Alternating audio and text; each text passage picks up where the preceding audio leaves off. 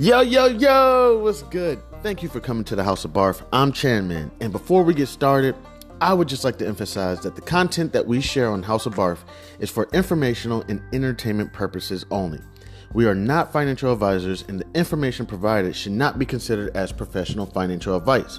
Investing and financial decisions involve risk. It is crucial to do your own research or consult with a qualified professional before making any financial choices. The opinions expressed on House of Barf are of our own and do not reflect the views of any organizations that we may be affiliated with. Please remember that past performance is not indicative of future results, and the financial landscape can change rapidly. Always conduct thorough due diligence and seek financial advice from a financial advisor tailored to your personal needs and circumstances. By listening to this podcast, you agree that the host and in the future, if we have any guests, are not responsible for any financial decisions you make as a result of the information presented on House of Barf. Now let's dive into today's episode. Yo, yo, yo, what's good? It's Chairman House of Barf. All right, getting started a little bit late today. Wasn't doing too much, just probably up. Was just up a little late last night. But it's all good. Doesn't look like I've missed too much. It's not like there was anything that was just jumping around like crazy, which I'm lucky for. But maybe I just haven't noticed it yet. So I'm just getting my stuff set up right now. And let's get into this. It's not like I have too many trades after yesterday though. I did get a learning lesson. No need to rush if you're creating content and you want people to see your trades.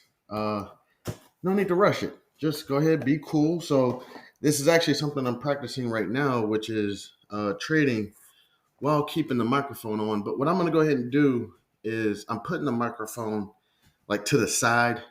I hope that you can hear me okay. And I know I'm in an empty room, so there's a bit of an echo. Let me, real quick, I'm just going to grab me a drink. It'll just be some water. Hope everybody's doing okay. It's a rainy day today in Maryland. It's been raining like all week, actually. All right. But it's still beautiful. There ain't nothing that can bring me down. You know, seriously, I mean, I think there may be something wrong with me.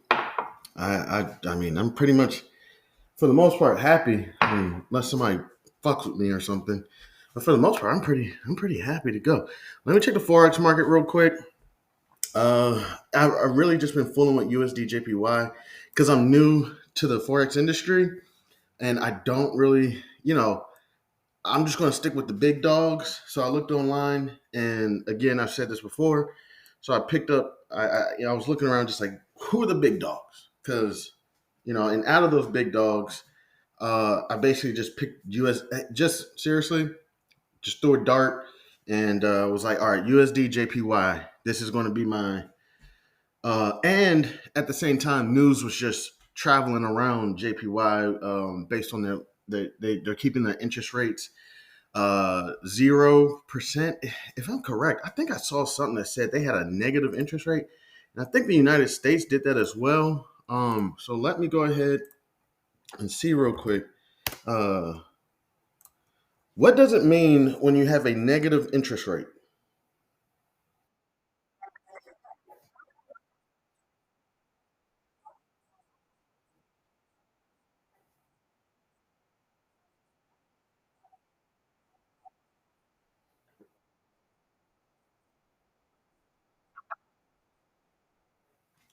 All right, let me see what happens when there's a negative. When interest rates are negative, lenders pay borrowers to hold debt. Damn. Okay. Isn't that wait? That's not what normally happens. Okay. Lenders pay borrowers for holding debt. Okay. So hold this debt and we'll pay you for it. When normally, what's the difference? Because when I hold the debt, anyways, um, no, normally you give them money and they pay you interest. Okay, so you have the bond, they give you interest. So on the negative, they're like, hey, uh, we'll give you money to hold this. Okay, I'll figure it out. But I think I saw something that said basically Japan was doing negative interest rates. I'll take a look at that in a minute. When interest rates are negative, lenders pay borrowers for holding debt. This means that someone gets paid interest for holding a loan, such as a mortgage or personal loan. Okay. Okay. So, yeah. Okay. I see. If I was to buy a house, they would pay me to get into the house. Ooh, I like it. Or personal loan. Okay. So if they were like, hey, take this loan from us and we'll pay you to take the loan. Okay. I like that because essentially when you get a loan, I mean, you got all that interest. I've taken a few personal loans lately, and you take out $15,000. Well, you're really just getting 14 or 13 or 12 something. You know what I'm saying? Because they're going to take that interest right away. So in this case, you take out a $15,000 loan, you're going to be getting 16, 17, $18,000 off jumps because they're going to pay you to take this debt off of our hands. Um, okay, and then I guess for the duration of the loan, or however, I guess you don't have any interest, or if anything, they're actually paying you monthly. Okay, I would see. I'm gonna look in. Oh, and actually, the next here, let me see. Um, as such, banks lose out while borrowers benefit. Okay, so I just saw something that says Bank of Japan. See, yeah, I was just talking about this. Keeps negative interest rates unchanged. December 19th, 2023. Still haven't fixed my read aloud tool. I don't know. One day it just went away. But I'll go ahead and read this. The benchmark rate of negative 0.1% is meant to encourage banks to lend more and businesses and consumers to borrow more, spur the economy. So we were just recently going through this not too long ago. Um, Not going to get too much into the interest rates, but there's different levels. Let me see. Um, there's different levels of interest rates. What are the different interest rates? There's prime rate, uh, the rate for yeah, okay. Um, let's see. There's discount rate. Don't quote me on all this. Let me see if they got like an image. The picture would help me a lot better. So the prime rate is, if I'm correct, it's like the rate that the Fed gives to institutions, gives to the banks and whatnot. Okay, so that's the prime rate. So based on that rate is what we're going to get. So it's kind of like, I love my trap stars. I hope you stay out the trap. I hope you realize that you have a beautiful mind and you're really intelligent and that you could actually, unless you're part of like a cartel or something, you could use that opportunity to channel that energy um, and to do something beautiful. Looking at Tim Cook, I mean, the guy is probably, I could be wrong, the guy is probably a billionaire. You know what I'm saying? And I'm not saying that he's not a genius, but I'm pretty sure you're just as smart as anybody like a Warren Buffett, Charlie Munger, Mark Zuckerberg. Don't get it wrong. I know these people are geniuses. More so, if I had to guess, they channeled their energy. So uh, but I like talking to my trap stars because I want them to know also there's someone out there that's rooting for you and cheering for you and willing to even go to death for you. I mean, because if you think about it, if I keep encouraging trap stars to get out the trap, it's very possible that one day maybe somebody get upset and be like, "Hey, we want you to stop talking that shit because we have these little youngins that we love to brainwash, and you're fucking them up. We got this little 12-year-old, 13-year-old trying to trade cryptos when he needs to be outside selling my dope." Yeah, it's like, nah. But seriously, I really care about y'all. I mean, because, growing up in the metropolitan area, you kind of grow up in the best of both. Well, I don't know if it's the best of both worlds, but you grow up around both worlds. You grow up where, I mean, you got the Barack Obamas. I mean, the Obama family, the former President Obama family, and First Lady. I mean, in the area. Joe Biden's in the area. Trump used to be in the area. Uh, I remember multiple times driving past. I can't even remember what the is it Constitution Hall. I can't remember what building it is right now. It's not the Kennedy Center, but what club did I used to go to? Was it called Lux? I think I used to go to Lux, and it wasn't really that bomb of a club to be honest. But everybody was there for a little while. But regardless, and looking over, and there'd be this building. I can't remember the name of it. If I'm correct, if I'm in the right area, and I'm like, man, that building's popping. What's going on over there? And they'd be like, oh, President Barack Obama is having a ball, or some president's having a ball, or whatever. Also, you grow up in these areas. I mean, we got senators. I think we had a senator get shot at a baseball game. January 6th. I mean, all that happens right there. And then on the other end, we got some of the underprivileged, I don't know what you want to call it, lower income families. I don't even know all the areas. I'm not even going to pretend to shout them out. Um, to be honest, I really don't even be going to a lot of different areas too often.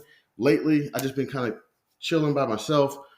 But when I was a little younger, I was in the areas, and not even just in bad situations. My pop used to take me to these areas and was like, "Hey, we're gonna read books to these kids. We're gonna give them our shoes." You know what I'm saying? Um, my mom still loves this day where I gave my shoes to a kid. Um, it was like a little kid.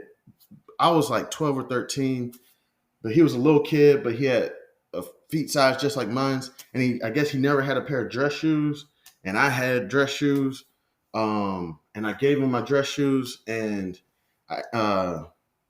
his mom, I believe, started crying, and that just touched my mom so much. She was like, "That's just so beautiful," um, and I can even tell you about this one area right now. It's this area, Oxon Hill. I'm not saying it's the worst, but all right. So I feel like they've kind of separated Oxon Hill from Oxon Hill MGM. So MGM came and built this big ass casino. Everybody's always in there. To be honest, I've been there probably 3 times. Um, I'm not huge into gambling like that. Everybody gets it confused. They're like, "Hey, you do the stock market, you must love to gamble." And I'm like, dude, it's really not the same thing. Like, uh, if I get it, if you make a lot of money, then you could open up an account and give that to your children. Um, Also, if you open up an LLC and you turn it into a sport, now that I would do. I would do that. I would open up a business and turn it into a sports betting business. Um, that way I can pass this down to my family.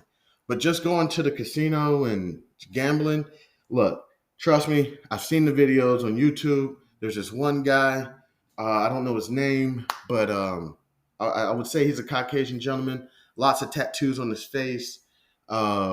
He's always talking about how casinos cheat. You know what I'm saying? I'm like, damn. I mean, and everybody knows this, right? Then I've also seen some other videos, of course, of Drake. Drake is gambling, and to be honest, I don't ever think I've seen a video of him lose. It seems like every video of his, he's winning multi millions. So I see the videos and I say, okay, I can see that. So the Caucasian gentleman, man, let me see if I can find his name. Da, da, da, da. I know. I'm gonna go to my history. I know I've watched a video of his recently. Uh, Let me see. Let me just type in how casinos cheat. And supposedly, like, he's not allowed to go into casinos. What's this guy's name?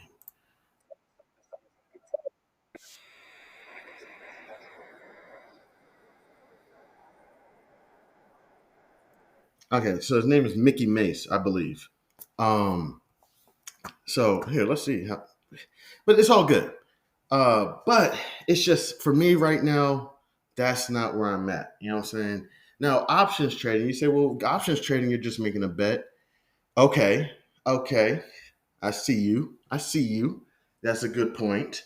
Because essentially, it is making a bet. And the bet is this stock going to go here or not? I say it will. You say it don't. Let's make a bet.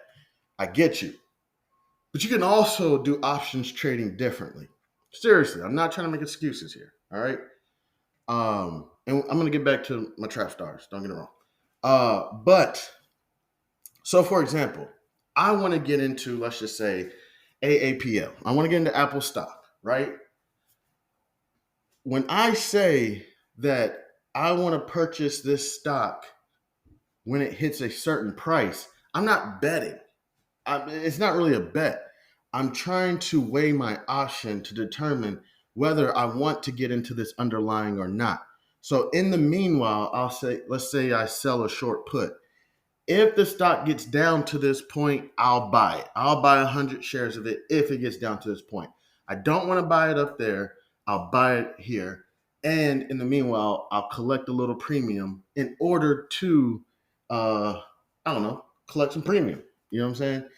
Um, Compared to when you're just options trading, see, you can pervert anything. If you take a butter knife and stick it into into your door because it's locked, you perverted that knife.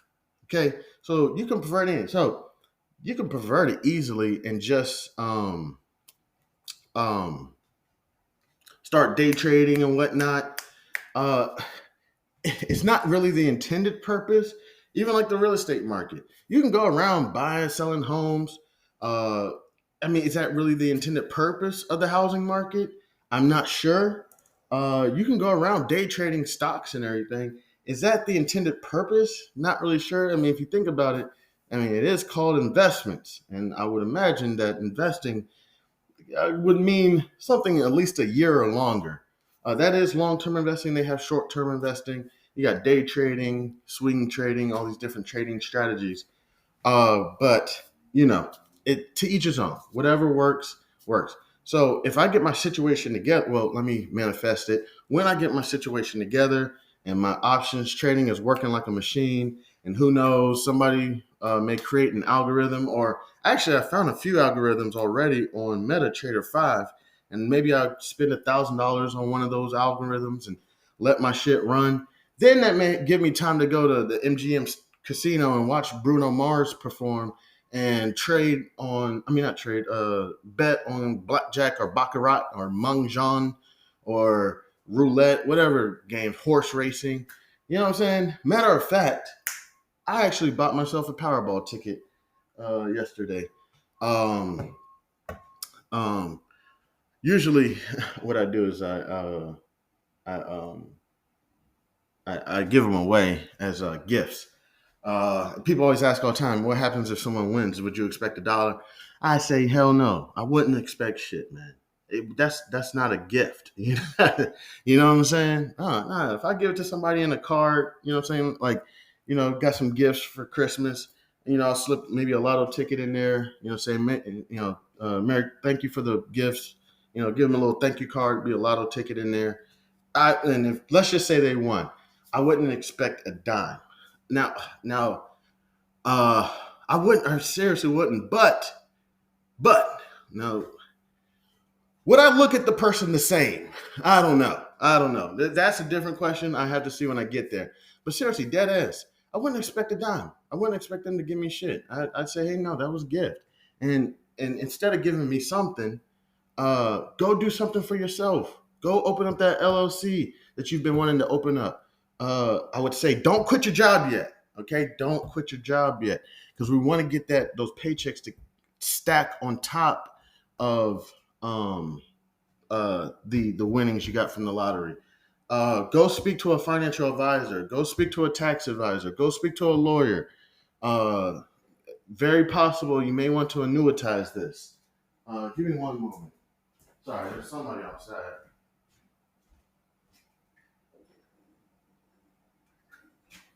Oh, it was a tow truck. It's not my car. Um, um, just taking a sip real quick. Um, yeah, so that's more so the angle I would take. What I wouldn't even say put it in the stock market, options market. I say, look, take 10% of it and put it in the options market, stock market, or whatever. Take 2% of it, put it in forex or whatever. Other than that, man, you're in a whole nother category. Go buy some land. Go do what I don't know what rich people go do. Go buy land. I don't even know what rich people do. I'll find out when I get there. Um, go. You know what I probably would do? I probably buy a precious metal mining company. I don't know if that's racist. I don't know because I don't want any.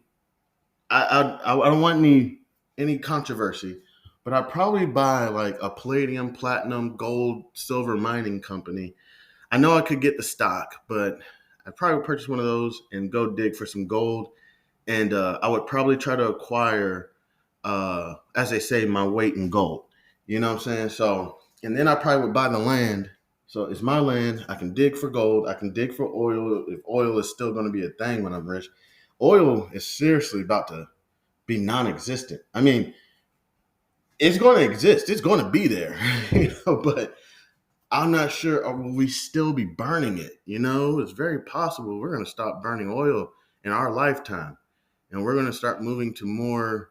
Um, I forget what they call it. Carbon health centric. I forget what they call it. Essentially, where everybody's trying to get to, or you're going to get taxed by. I say they're going to do that probably by 2035, next 10 years.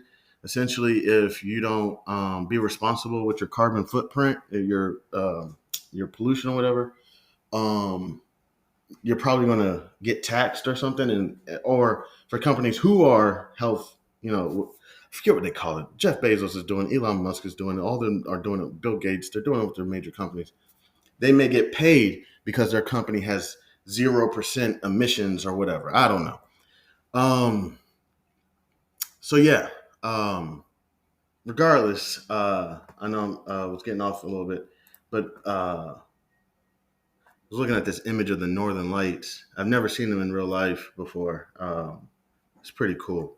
Uh, but regardless, going back to interest rates, right? Going back to interest rates. So I don't remember all of them. It's like prime, discount, and it's like the one that we get, right? So the prime rate is essentially um, the rate the Federal Reserve, gives to the institutions, right? So that's when it's like we're going to raise interest rates or we're going to lower interest rates.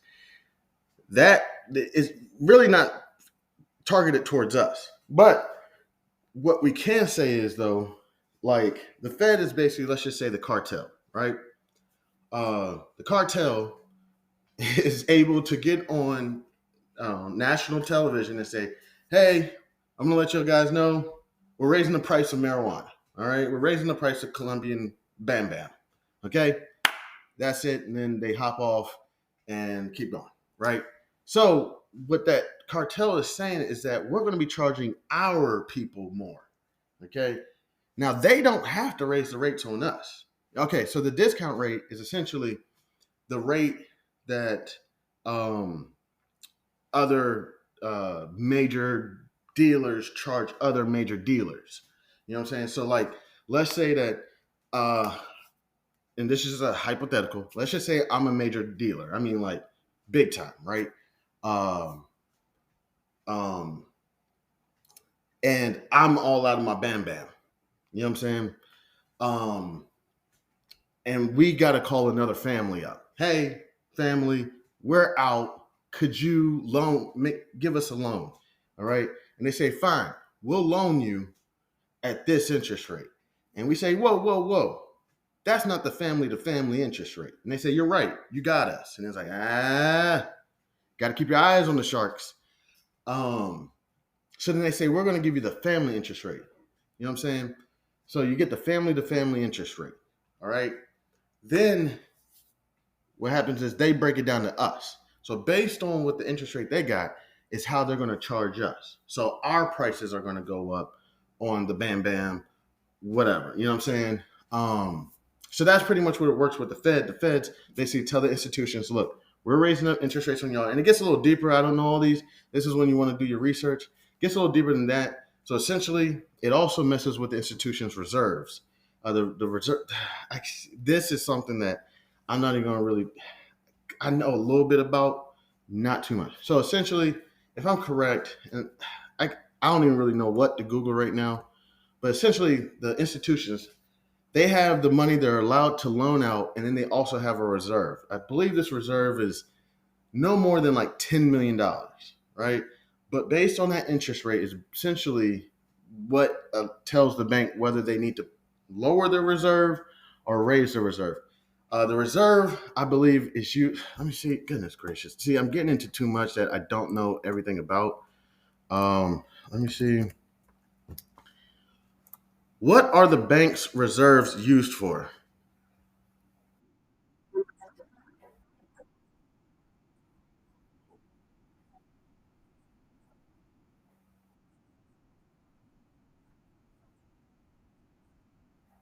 Okay, so the reserves are just money that sits there just in case there's an unexpected demand, and they're like, okay, go ahead, lend out the reserves. You got to realize, not, I mean, I'm saying, if you probably already know this, you got to realize the banks are lending out more money than they have. You know what I'm saying? And they're banking on that we're going to pay them back. Okay, so that's when it gets into the point of where is this imaginary money coming from? You know what I'm saying? That's why a lot of the money in our bank accounts is really just digits until it's actually realized. So the bank loans out money. We have a huge demand, and also there's FDIC that's like, hey, if there's any issues, we need to protect these people. Supposedly the people who invested with Bernie Madoff are getting themselves another payout. Let me see, because I'm sorry, and I feel so bad for them, but I think that's the biggest crock of shit. I could be wrong. I would like to talk to somebody about that because I think that's the biggest crock of shit. Are the Bernie Madoff victims getting another payout?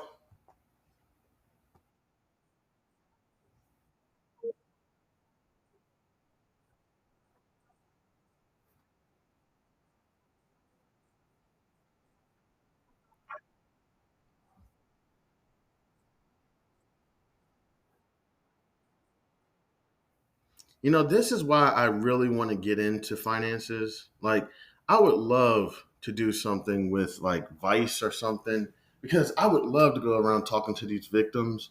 Um, because I don't want to be like, I'm excited that they were able to recover approximately about 91% of the. No, don't get it wrong, but I think that's the biggest crock of shit.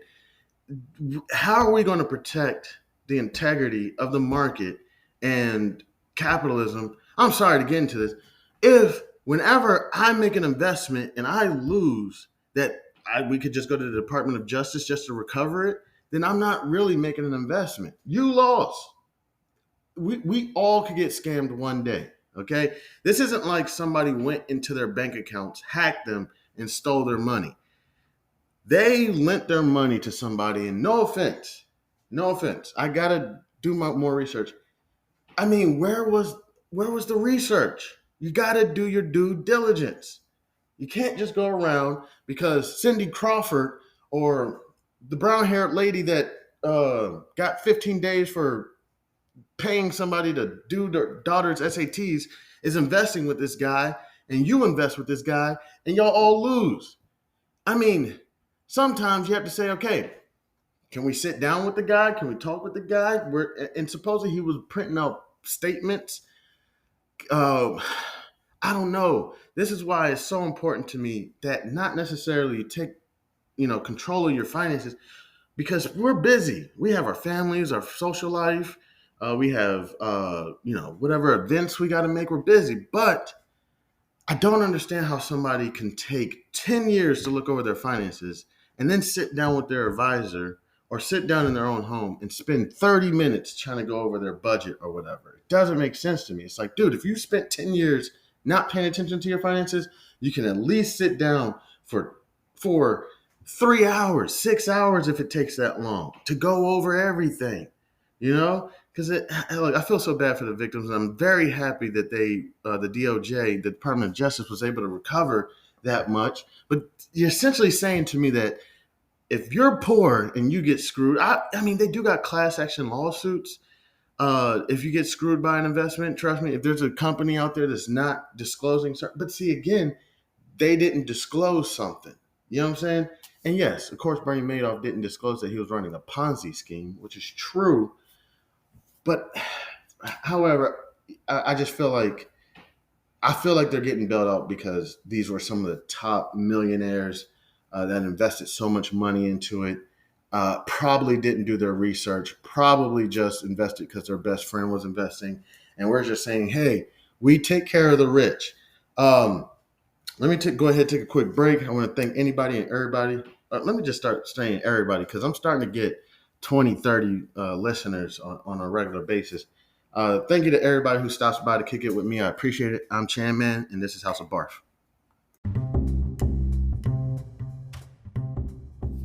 Introducing the Listener Support Program, fueling the future and quality of House of Barf. Dear loyal listeners, at the House of Barf, we strive to bring you the most engaging, informative, and entertaining content every day into the world of business, accounting, regulation, and finance. We strive to provide you with expert knowledge, practical tips, and thought-provoking discussions to help you excel in your financial endeavors. We are dedicated to fostering meaningful conversations, sharing valuable insights, and creating a community of like-minded individuals who are passionate about business, accounting, regulation, and finance. Producing high-quality content requires dedication, resources, and effort from a talented team of one, me, but in the future, hopefully I'll have a team. That's why we are excited to introduce our Listener Support Program. This initiative allows you, our cherished audience members, to play a pivotal role in shaping the future and the content and assuring House of Barf's sustainability.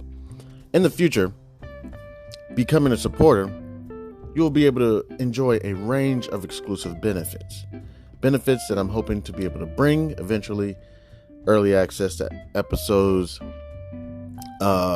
access to episodes that are not, public, that are not accessible to everyone, possibly even create better content. And then all those mistakes I make, maybe I'll put them in a separate episode. You'll be able to get some behind the scenes stuff, and other exclusive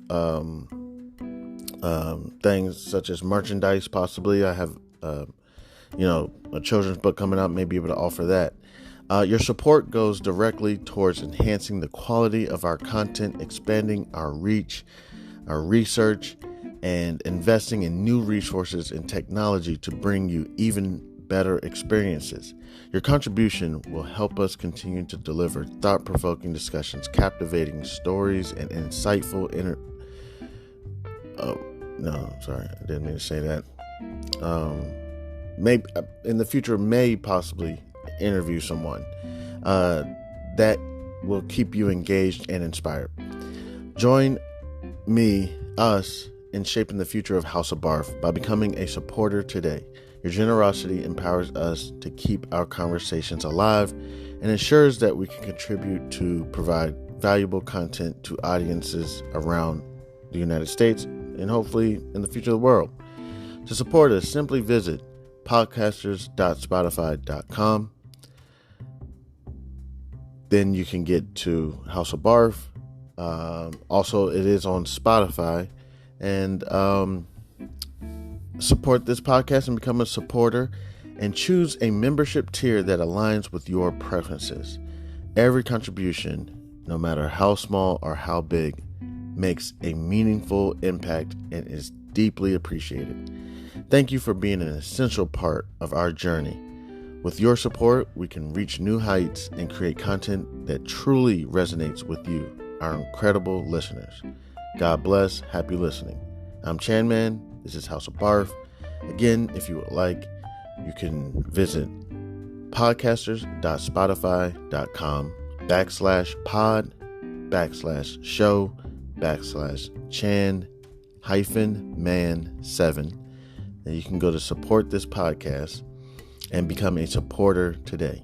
Thank you. You can also reach me at c287gph@gmail.com. Thank you again. You have a wonderful day. God bless. Yo, what's good? It's Chainman House of Barf. Thank you so much for coming back. Anybody that decided to take time out of their wonderful day to come kick it with your mans. Thank you. All right. I know I was going off on the Bernie Madoff thing.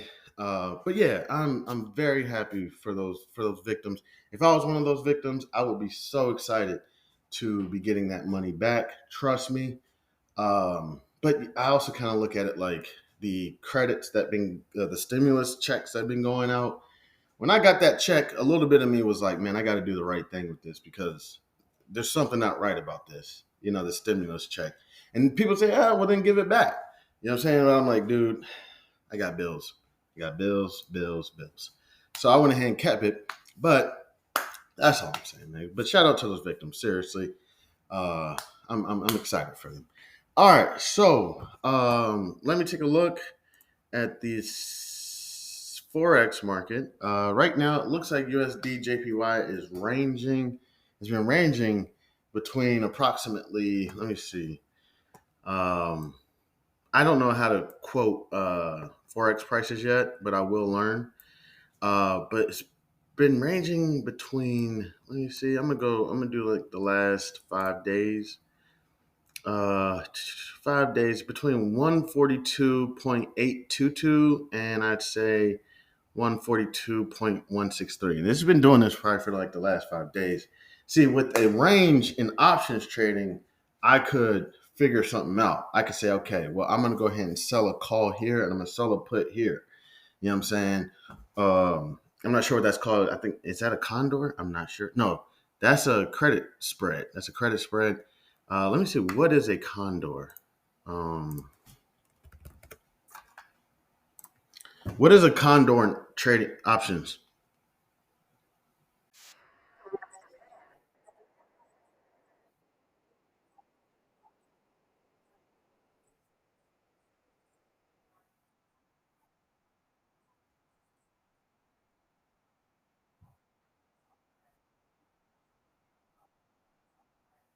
Okay, so condor is essentially this is a long one. You're running both an in the money long call or a bull call spread. So bull call spread, essentially the debit is higher than the credit. So if I get a long call that is in the money, that's going to be more expensive. And then I run, I guess, a short call that's out of the money, if that's correct. Or let me see. Let me just try to do this real quick. What is a bull call spread?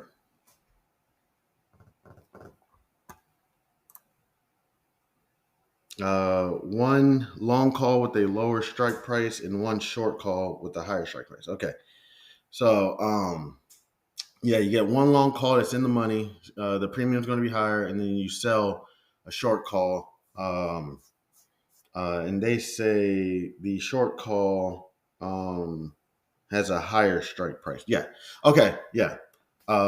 Essentially, just saying that it's not going to go above this price. So I got the long call that's in the money.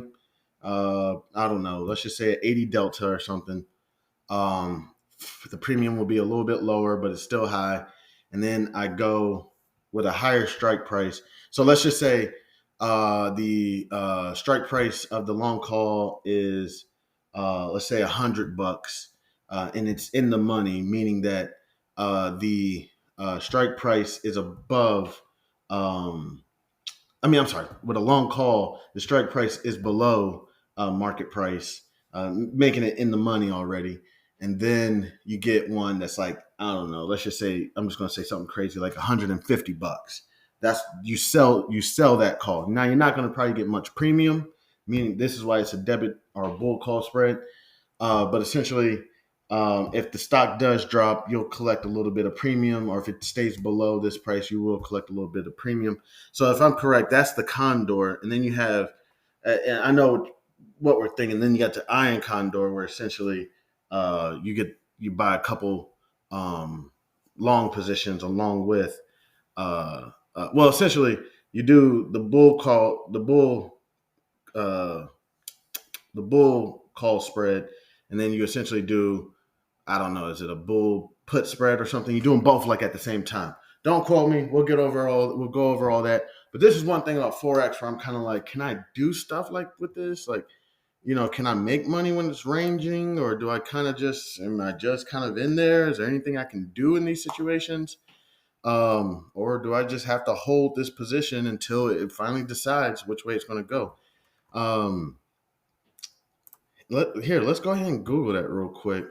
Um, how to make money in the forex market if the currency pair is ranging. Range trade strategies for forex. All right, let's see. Moving average on ranging pairs. Ranging pairs increase tops and bottoms. Whoa, take it easy. Pip ranges. Okay, so range trading strategies. Check the volatility in the pip ranges of pairs. With our trading system, we trade 28 currency pairs. Some pairs are not as volatile as others, so the ranges between the top and the bottom, of the ranges cycles amplitude can be different on two different pairs on the same time frame. Ap- Amplitude is just the number of, yeah. See, but what's the trading show? So what? I'm sorry. Okay, I'll um let me see. I'll take a look at this. Essentially, it just looks like all you do is entry points. When it's ranging, buy here, sell here, buy here, and it seems like that's basically all you're going to be doing. It looks like entry points is very important in everything, but um, with options trading, I mean, I could put up it with if I had eligibility, I could put up an iron condor on a rate like I was okay. I was talking to another one of my buddies, and they've been holding Zoom for a little while. Zoom ain't been doing shit for I don't know how long. It's bound to do something. This holiday, I think it actually did something. Um, but here, let me take a look at some of Zoom's news. Let's see. Let's take a look. Staying connected during the holidays. Best video calling apps and devices for Christmas. So this came out on December 23rd, 2023. They essentially named Zoom as one of the best video calling platforms for large families to gather with features like group calls, festive virtual backgrounds, and raise your hand feature. All right. Google Meet, Skype, FaceTime, WhatsApp, Discord, Microsoft Teams, Snapchat. These are some of your top things. So Zoom was mentioned in that. So, there might be some optimism around Zoom that it's not going anywhere, but recently it's been ranging between, I'd say, uh, over the last few months, 6 months, between 60 and like 80, which I could hear say, well, that's a large range. But that's like the last 6 months. Over the last like 2-3 months, let's see. Let me go to. Can I do 90-day time frame? Do do do do do do do do. Da da da da. Let's just go back to like October. Oh crap. Sorry, messed that up. All right. From October, let's check this range. Here, okay. Let me do this again. Time frame. I just want to see 90 days. We'll do, I don't know, 5 hours. I don't know. Can you do 5 hours? Yeah, we'll do 6 hours. All right. In the last 90 days, it's still the same. It actually brought it down to about 75. Been ranging between about 60 and 75. So, was just discussing trading strategies, not giving advice or anything, just discussing trading strategies. It's like, how do you feel about like this thing I've been researching? Dead ass. I just started researching it, called the Iron Condor. Now, to be honest with you, I used to read about the Iron Condor all the time. I was reading about this guy who was scamming. Well, no, he wasn't scamming. He gave bad advice to people. And I guess he wasn't managing the Iron Condor. And I remember reading about it, and it was like, oh my gosh, what is an iron condor? I guess I can't remember even the guy's name, but I mean, he had so many complaints come in. He was selling so many iron condors. He was telling all the customers that this is like guaranteed proof plan. And I'm sitting there and I'm reading about the iron condor and I'm reading all these complaints. And in each complaint, I don't even think it was complaints. I think it was arbitrations. And I'm reading these arbitrations. They're coming in statement of claims and whatnot. And in every statement of claim, they're fucking explaining the iron condor where you're buying, where you're selling a put, then you're buying the put, and you're selling the call, and you're buying. And I was like, I don't get it. I don't get it. As soon as I get terminated, it was one of the first things I had to go look up. When I got home, I was like, I gotta find out what this iron condor is. Look up the iron condor. Man, it is not that difficult. It's very simple. It's very complicated too. Don't get it wrong, because if the underlying starts to move, then you got to manage. You got to figure out what you're going to do, how you're going to manage it. You know what I'm saying? So good news is it does protect you to a point where your max loss are kind of protected. You know what I'm saying? You're not putting up as much money, or you're not risking as much money with the iron condor. You would think or say, and until you deal with, I guess, some other people who lost a bunch of money on iron condors. But I need to go back to those. I need to look at those cases online, see if I can find them so I can see what mistake was made with it. Because even if the iron condor gets out of whack, I mean, it's really supposed to, I could be wrong. If I'm correct, it's really supposed to watch your back. And, it stays within its range. But if it goes without the range, you have like your max losses. You know what I'm saying? So I was telling my buddy about that. And they're like, you know what? Um, I'm gonna go ahead and probably work on that with Zoom just to bring in some extra chicken while this thing is not moving. You know what I'm saying? Because I mean, if you bought Zoom a little while ago, I mean, it kind of dropped substantially. There was a time Zoom was like $100, and now it's like 75. But it wasn't just $100 or 75. It was like $100 went down to like $60. Now it's starting to come back up to about $75. But in the meantime, it's like I don't want to get rid of Zoom. I still believe in Zoom. I still think it's a great company. However, I don't think people may not think that these other Google Meet, Snapchats, and all those other things that people name may not be able to really compete with Zoom. Microsoft Teams is probably a good competitor. But Skype, I don't know if it's as much. But people say, I like Zoom. You know what I'm saying? And it's due for its moment. So, but in the meantime, what can I do? And it's like, well, you know what? I've been researching this thing called an iron condor. And basically, it's a range tool. It's a range strategy where in the meantime, you can just make a little chicken on it. You know what I'm saying? I don't like to use dollars, but because dollars really can confuse people. Because if you got people going around saying, "Hey, I made $5,000," you know what I'm saying? That you're like, whoa factor, right? But what if they told you that I made $5,000 on $100,000 bet? You're like, ooh, oh, no, don't do that. With my buddy, I believe they're just able to bring in like 1%, like 2%. Also, the range that I believe my buddy was using is a wide range. They're not using like that. Woo! That I think that might be called a butterfly. That where it's like it sits right there, and if it moves a centimeter, your joint is going to be all messed up. So that's another reason why they're not bringing in so much credit. But they're making approximately about like 1%, like a week. Been doing it for a few weeks. So I was like, okay, cool. That's exciting. I remember the first week it hit.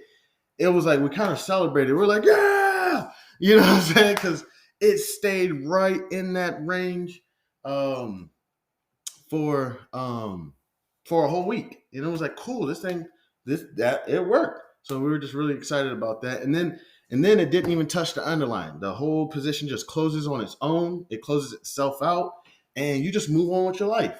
So with order types and trading strategies, you put them together, man, it's a beautiful thing. But I'm looking at the forex market, and I'm kind of like, what do we do with forex when this thing is just ranging? Like, is there anything I can do? And I'm not sure. I think it just is about entry points. You just go in and out. When it's up, when it's down, when it's in between that range, you're just in and out. Basically, a trading strategy referred to, if I'm correct, as scalping. Here, 1 second. I got to take a quick break. I want to thank everybody who decided to stop by and kick it with your mans. I appreciate it. I'm Chairman, this House of Bar.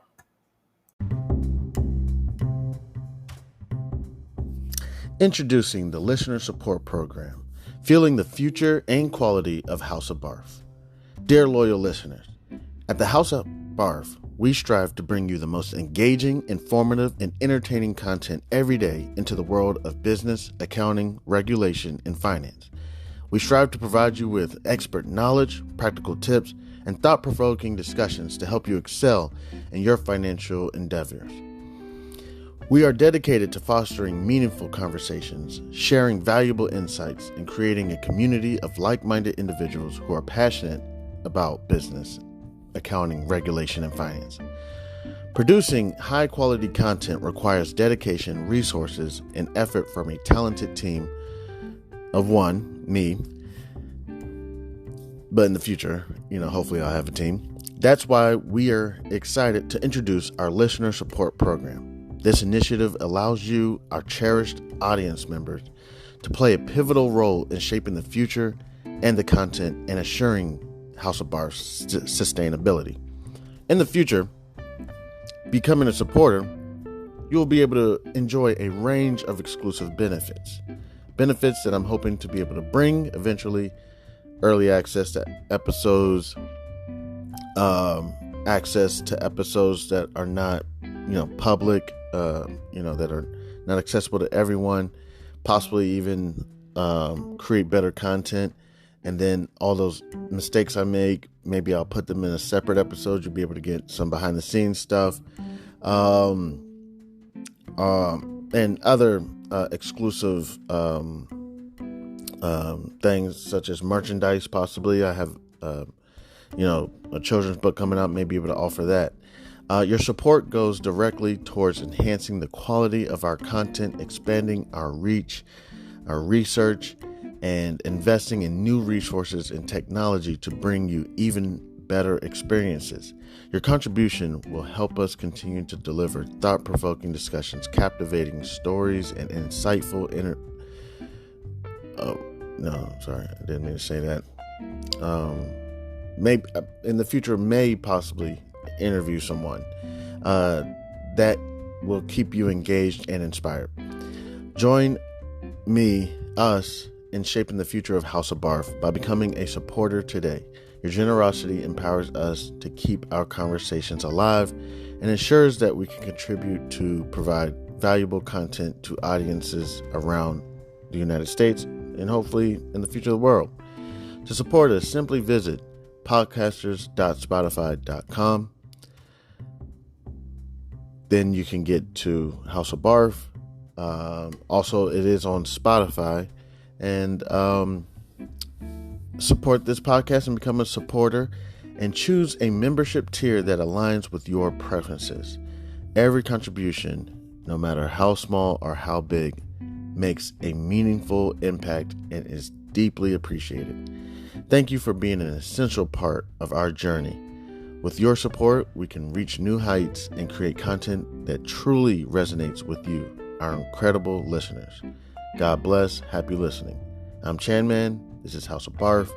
Again, if you would like, you can visit podcasters.spotify.com/pod/show/Chan-man7. And you can go to support this podcast and become a supporter today. Thank you. You can also reach me at c287gph@gmail.com. Thank you again. You have a wonderful day. God bless. All right. I'm back at it like a crack addict. All right. We were taking a look at and thank you so much to everybody that decided to, stop back with your mans. I appreciate it. Taking a look at forex. Cool. that looks to be ranging. Um, I'm not sure yet, but it does not appear that there is um, a range strategy for forex other than entry points. Get in here, get out there. Uh, Currently, I'll let you know. Um, I have a $260 loss on USDJPY. Completely my fault. Went long on a position, didn't put in order types or a hedge. Just was like, all right, I'm just going to go long it, and went down 260 bucks. So I put the hedge in. I was like, all right, cool. Let me just put the hedge in. So I've locked in that $260 loss. Reason why I locked in the $260 loss and didn't just go ahead, because when the $260 loss for me was about 170 pips. Pips is I got it written down somewhere. Percentage in points. So it's these fractional numbers that move, and that's really how forex moves um, in these pips. So I was down about 170 pips. All right. So if I all right, for full transparency, we're creating content, right? So I'm at this lounge. I don't know what lounge I'm at. I'm at this lounge. I can't even remember what joint I was at, but I was in DC. I'm in a lounge, and I'm trading forex inside the lounge. I'm doing good. I'm making $7 here, $10 there, $7 there, $10 there, and I guess I just got distracted, and because I was putting my hedge positions in at the same time. I'm like, all right, put in my long position, my short position at the same time. The way you do that, you have to have two separate portfolios. So I got two separate portfolios, and I'm on my phone, and I'm like, you know what? Shit, I'm at the lounge, and instead of just sitting here spending money, I could be in here making money. Um, you know, shout out to my trap stars that have that same mentality. I don't support it because then you could also have people ODing, and you don't want that. Okay, but just going to the lounge just to sit there and bounce and drink and everything and socialize is great. But at the same time, I was just thinking, hey, while I'm here, I mean, my drink costs $7. Why don't I try to make $7 real quick, or try to make $14 or whatever? So I'm in there, and I guess I get distracted, and I go long USD and I didn't put my hedge in, right? And this whole time, USD is ranging just like it is now, so it wasn't really doing much, So then I get home. I didn't check my forex account. Normally, I check it at about 2 a.m., 3 a.m. in the morning. Didn't do it this day. Doze off, wake up. Seriously, as soon as I woke up, I was like, oh shit, I got to check my forex account. Check it, and it had this magnificent drop. I'm like, oh shit, of course. Of course. You know what I'm saying? I was kind of thinking to myself, it's probably down like 50 bucks or something. But no, it was down 260. So easily at 170 pip loss, I could have just stopped, lost it out, took my losses, and kept moving forward. By now, I could have possibly made the $260 back by trading the ranges. Possibly. Instead of doing that, I went ahead and locked in a hedge position, which essentially all it does is lock in that $260 loss. Now, with the short position, if it drops down anymore, which the short position hasn't even really been dropping. I mean, right now, the short position is down approximately 40 pips. You know what I'm saying? Uh, so it's not doing that much. But if it continues to drop, then that short position will cover it, and I can go ahead, collect the I'll close out the position. I don't even care if it makes $7 or something. I don't care. $10, I'll take it. And then what I have to do is probably contribute some more funds to the long position, because the long position is going to be down 180, 200 pips or whatever. It's going to be down. So I'm going to have to transfer some more money into the account. And what that's going to do is prevent myself from getting a margin call. And then what I can do is take some of those funds, and essentially a strategy I use in stocks, which is a dollar cost average, which is essentially you go around selling puts or just buying the underlying, more shares, whatever you want to do. And what that's going to do is bring my cost basis down. I don't even know if you use those terms in forex, but it'll bring the price, because my price right now, my long position in the USD JPY is and the USD JPY, if you're not familiar, is currency pairs. Here, I'll get into this. I just started studying forex, so don't quote me, but talk to your advisor. Forgot what I was about to say. Oh, my price on my USD JPY right now currently is 143.809. Um, uh, and it doesn't even really work how you think, how you would think. If I purchase more shares, it's a whole new position. It's not even the same position. But if I was to short it, it would sell the position. So you can't hold hedge orders in the same portfolio. But if I purchase a long position, essentially I just get a different price. It's not like it changes the cost basis. So I'll have two long positions. You know what I'm saying?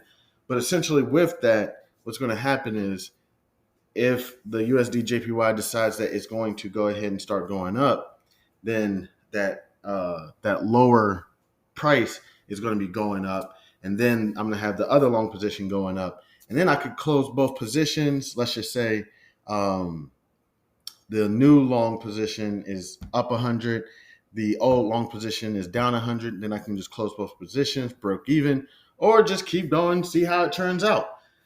Just essentially adding to the position. At least that's what it is with the broker I'm using. It could be different with other brokers. Maybe you could add to the position, and actually it all just incorporates it together. So real quick with forex, I have just been doing my research a little bit, and when I say things like the USD JPY or whatever it is, these are currency pairs.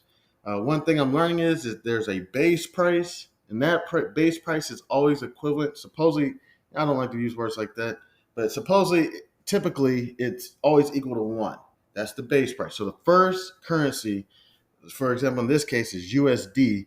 That is one USD, and then JPY is the quote price, and that's for example, in this case right now, it's about 142.282.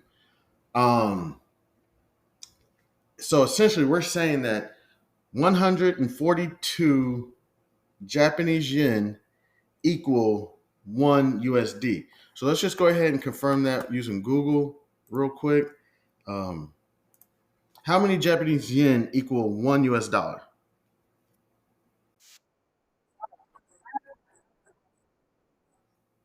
0.007 dollars. Okay.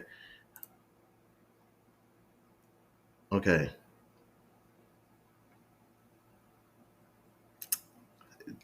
One Japanese yen is okay. Let me change that up. How many US dollars equal a Japanese yen?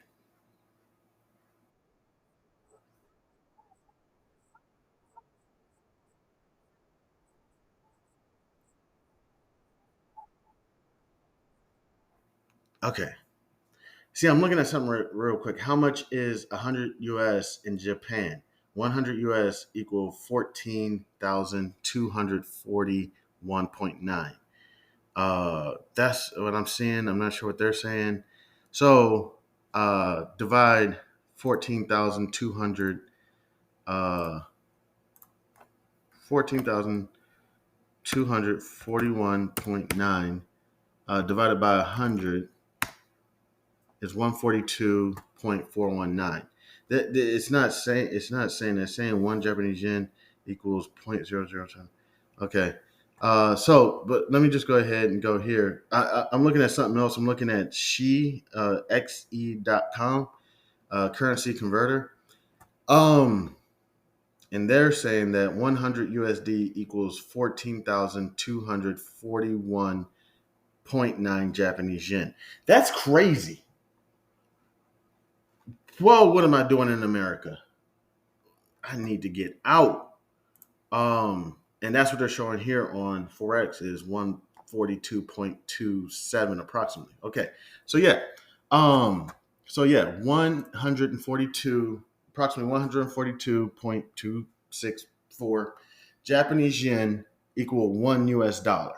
Okay. So basically, if I'm correct, we're strategizing whether that relationship is going to become weaker or stronger?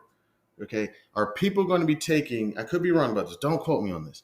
Are people going to be taking their their Japanese yen, and essentially, if they convert it into one USD, how many Japanese yen can I convert for one USD?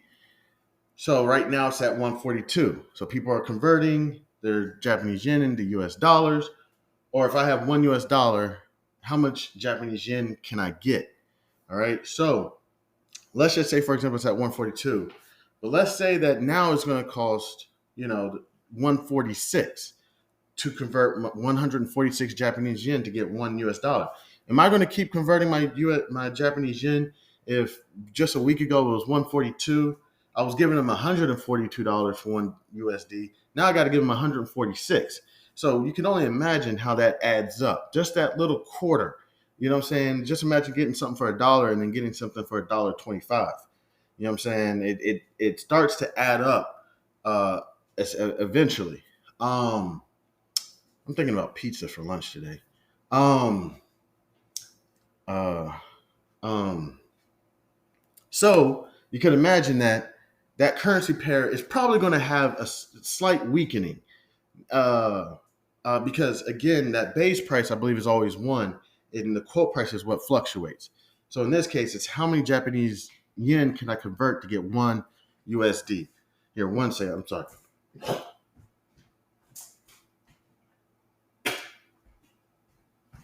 All right. So now that it's 142, I would imagine that, hey, it's 142 yen that I have to give to get one USD. I'm willing to convert. All right, let me keep converting. And as you convert, it's like, okay, well, then that's going to kind of push the price up, because now the currency exchange places are going to be getting their little premiums, and they're just going to probably increase the premiums because we see there's so many people trying to convert the Japanese yen to the USD.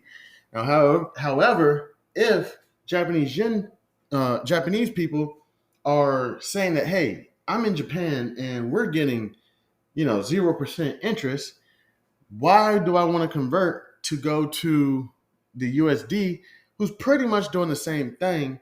And if not, their interest rates are rising. You know what I'm saying? So I'd be converting my Japanese yen over to the USD, and you know, I may not have to give as much to exchange to the USD, but then once I get to the USD, their interest rates are 8% right now. So why don't I just go ahead and just keep my yen here? And then it's very possible that's why we're seeing the price decrease. Because there's probably Japanese people are probably like, hey, I'm just going to keep my money in Japan right now. I'm getting 0%. And if anything, USD people, American people, are converting their dollar to the Japanese yen. So it's bringing, I would say it's bringing the pair down right now. Now, as soon as the president of Japan, who I don't know his name, his or her name, actually, I know it's a him because I saw his face the other day. What's the name of the president of Japan? Prime Minister. Sorry. Um, I'm sorry. Fumio Kishida. Fumio Kishida. Is that who it is? Um, uh, uh, who handles the interest rates in Japan?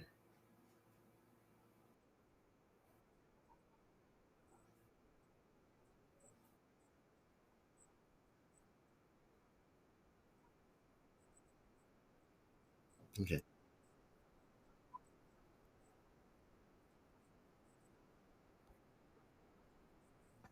Okay. Who is the CEO of the Bank of Japan?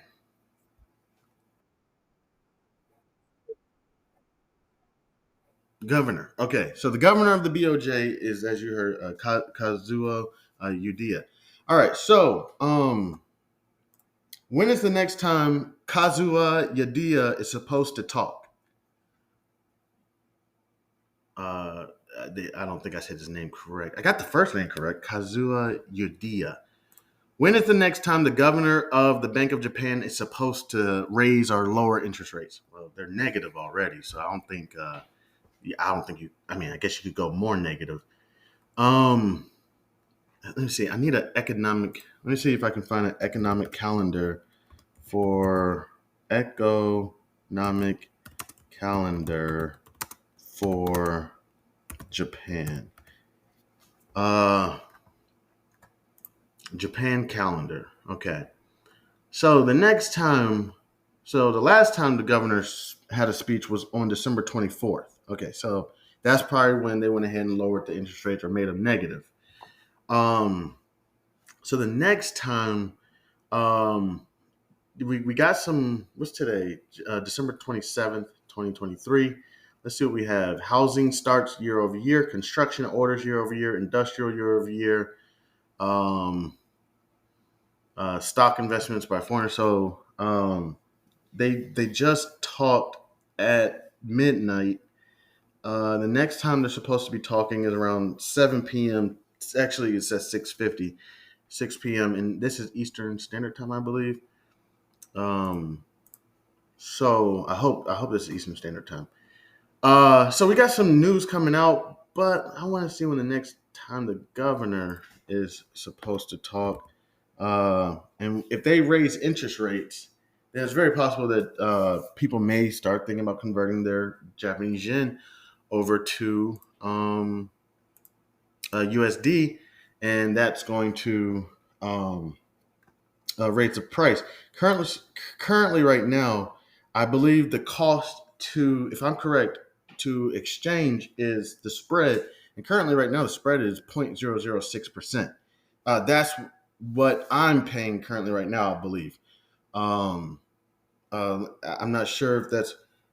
I'd have to check that out, but I believe that's the cost right now. So essentially, that's going to start increasing if Japanese governor of Japan rises the interest rates and people want to start converting. The people are going to be like, "Hey, raise it," because people are converting like hell, and the price is going to go up. So I can't see the next. I mean, he just spoke a few days ago before Christmas. Um, so I can't imagine that the governor is going to speak her inflation rate. Next time is January 18th. Yeah, let me see. There might be one before that. Let me type in inflation rate. Yeah, it looks like January 18th. So it looks like I'm going to be in this position for some time until there's some. We got January 5th. We got consumer confidence. Um, yeah, it's going to be pretty quiet for some time. Unless there's something that is very important in Japan um, that I'm just looking over. But for the most part, machine tool orders, household spending is on January 8th. Um, PMI, what is it? Private mortgage insurance, if I'm correct, that's on January 4th. January 3rd, we have Jubun Bank Manufacturing PMI. Nothing too crazy out of Japan for a little while. So um, I'm going to keep looking at that news, but for the time being, I'm just going to cool it. You know what I'm saying? But again, yeah, that's what the pair. If I'm correct, I could be everything I said could be completely wrong, but essentially, we're just looking at, are people willing to convert their quote currency price for the base currency price? That's what we're looking at. So I'm in USD JPY. I'm going to also be looking at Euro, USD. Do some big ones because, oh shit, this one's been shooting up. Damn it. Damn it. Oh, this one's been shooting up. So essentially, people are pulling their dollars out of the USD and converting over to Euro. Um, I'm pretty sure there's some news behind that. And this would have been a good opportunity to get out of USD JPY and could have traded this Euro USD, which is cool. I am I'm going to be getting better at this. Again, I just started doing forex probably like 2 weeks ago. But it's cool. I'm cooling. Let's see Euro JPY. This one was going up. It's starting to come down, and it's very possible that people from Japan are not converting over to Euro. considering everything that's going on. I mean, negative interest rates. You're paying me to take on debt. I'm not converting my dollar to shit. If anything, they should be converting.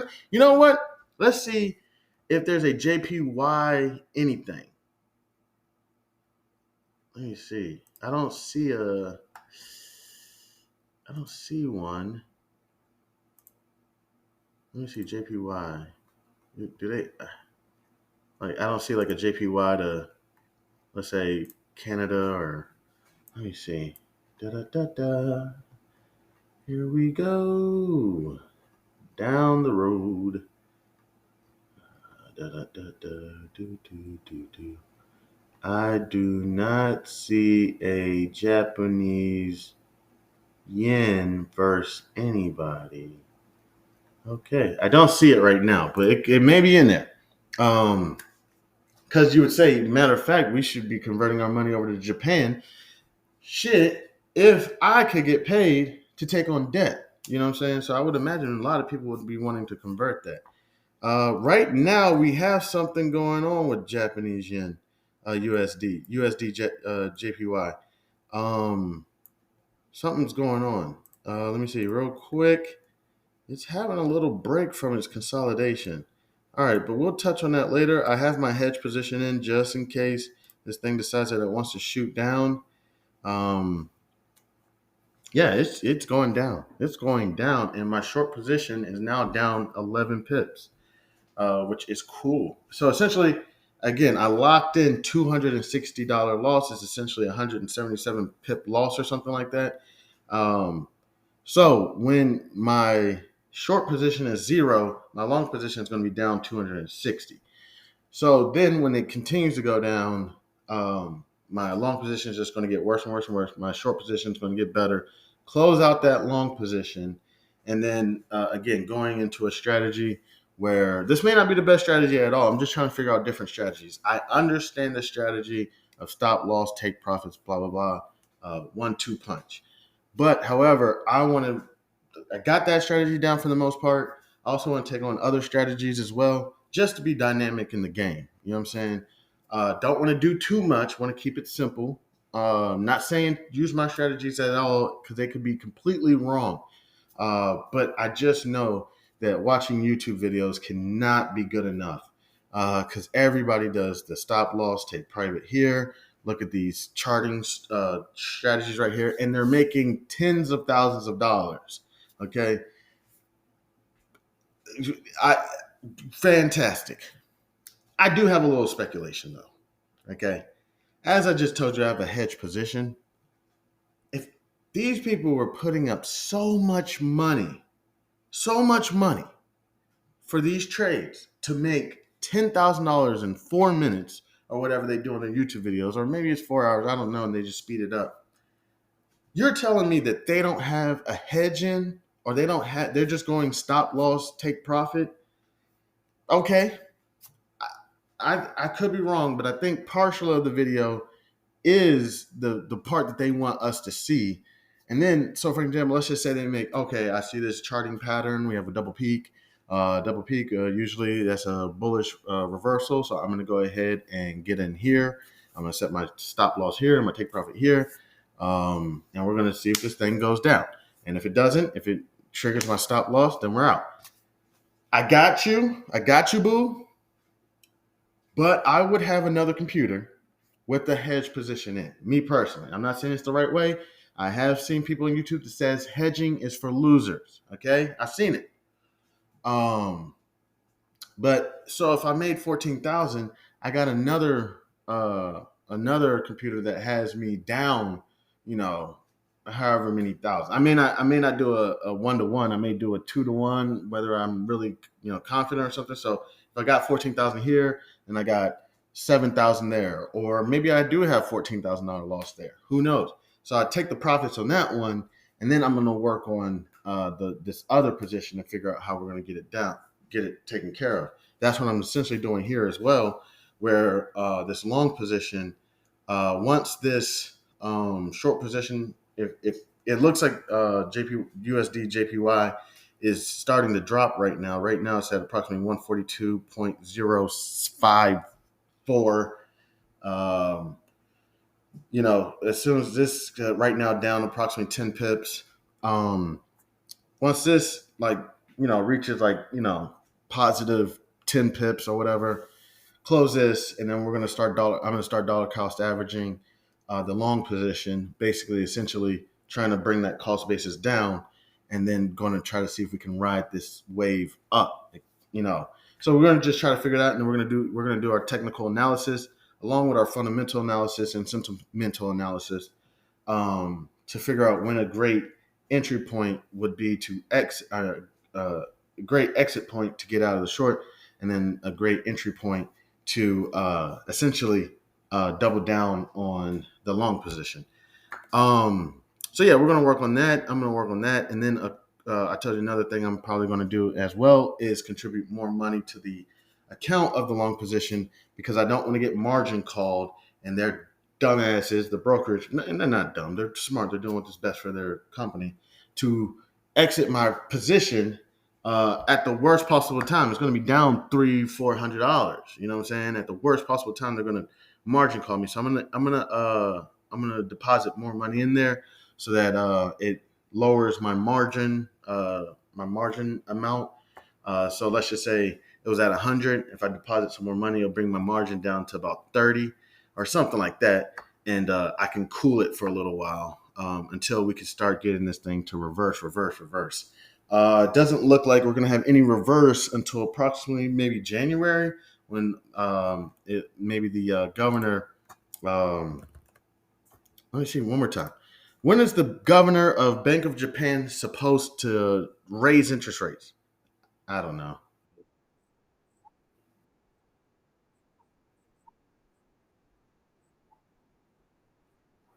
Okay, I'm pretty sure that they're going to be meeting before then.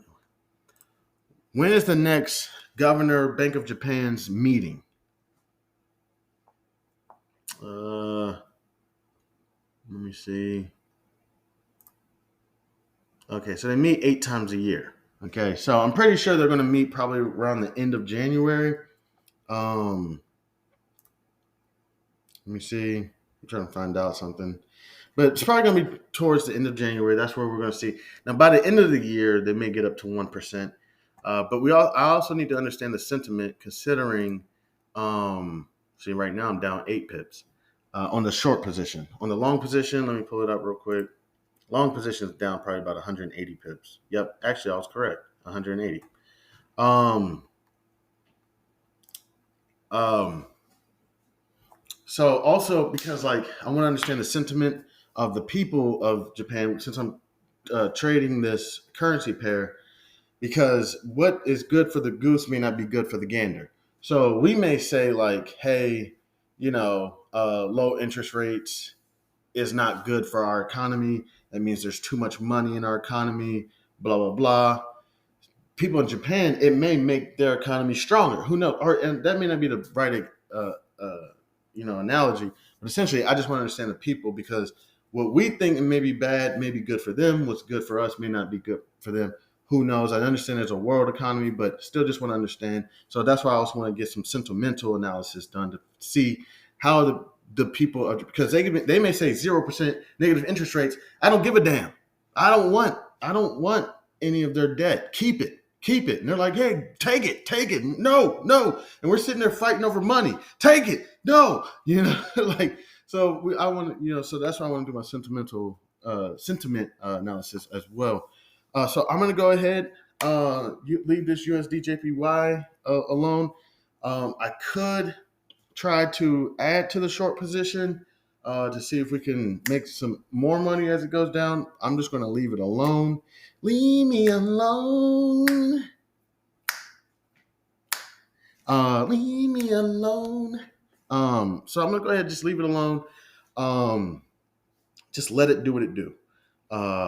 Should I contribute to the short position? Because it does look like, man, it looks like it's dropping. Um, Let me see. For the sake of content creating, let me zoom in on this chart real quick. Uh, I'll do stupid stuff to, I guess. I haven't even checked my U.S. equities yet, but let me go ahead look up USD JPY. Introducing the Listener Support Program, fueling the future and quality of House of Barf. Dear loyal listeners, at the House of Barf, we strive to bring you the most engaging, informative, and entertaining content every day into the world of business, accounting, regulation, and finance. We strive to provide you with expert knowledge, practical tips, and thought-provoking discussions to help you excel in your financial endeavors. We are dedicated to fostering meaningful conversations, sharing valuable insights, and creating a community of like-minded individuals who are passionate about business, accounting, regulation, and finance. Producing high-quality content requires dedication, resources, and effort from a talented team of one, me, but in the future, hopefully I'll have a team. That's why we are excited to introduce our Listener Support Program. This initiative allows you, our cherished audience members, to play a pivotal role in shaping the future and the content and assuring House of Barf's sustainability. In the future, becoming a supporter, you will be able to enjoy a range of exclusive benefits. Benefits that I'm hoping to be able to bring eventually: early access to episodes, access to episodes that are not, public, that are not accessible to everyone, possibly even create better content. And then all those mistakes I make, maybe I'll put them in a separate episode. You'll be able to get some behind the scenes stuff, and other exclusive things such as merchandise. Possibly I have a children's book coming out, may be able to offer that. Your support goes directly towards enhancing the quality of our content, expanding our reach, our research, and investing in new resources and technology to bring you even better experiences. Your contribution will help us continue to deliver thought-provoking discussions, captivating stories, and insightful I didn't mean to say that. Maybe in the future, may possibly interview someone that will keep you engaged and inspired. Join us in shaping the future of House of Barf by becoming a supporter today. Your generosity empowers us to keep our conversations alive and ensures that we can contribute to provide valuable content to audiences around the United States and hopefully in the future of the world.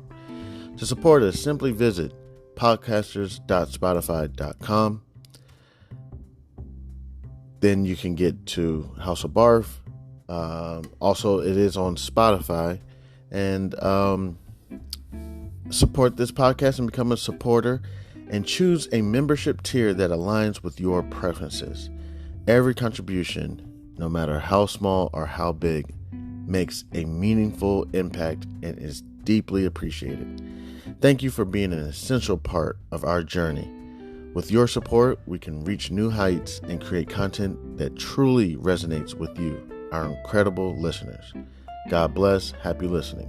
I'm Chanman. This is House of Barf. Again, if you would like, you can visit podcasters.spotify.com/pod/show/Chan-man7. And you can go to support this podcast and become a supporter today. Thank you. You can also reach me at c287gph@gmail.com. Thank you again. You have a wonderful day. God bless. Yo, what's good? It's Chairman House of Barf. Sorry about that. Just got cut off right there. But yeah, for the most part, I think we're just going to go ahead and leave it alone. This thing is continuing to drop. I see a descending triangle pattern developing. Essentially, it's an upside down flag, which is typically a continuation of a descending position. I don't want to do anything stupid and just make this worse for myself. So what I'm going to go ahead and do, see, right now I'm up 2 pips on this, up 3 pips. Man,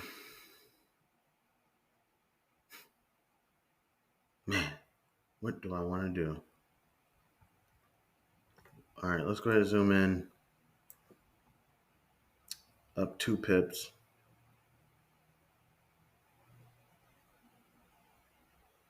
I'm sitting here just thinking what I want to do.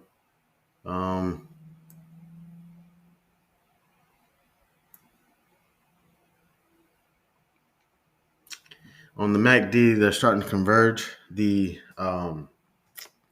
The moving average and the I don't know what the other one is. The exponential, the whatever, the price and the moving average are starting to converge. Actually, they're going down. It's uh, starting to go down. My TTM squeeze is starting to drop some more. Um, okay, we're gonna add because right now I'm up 6 pips on my short position. Um,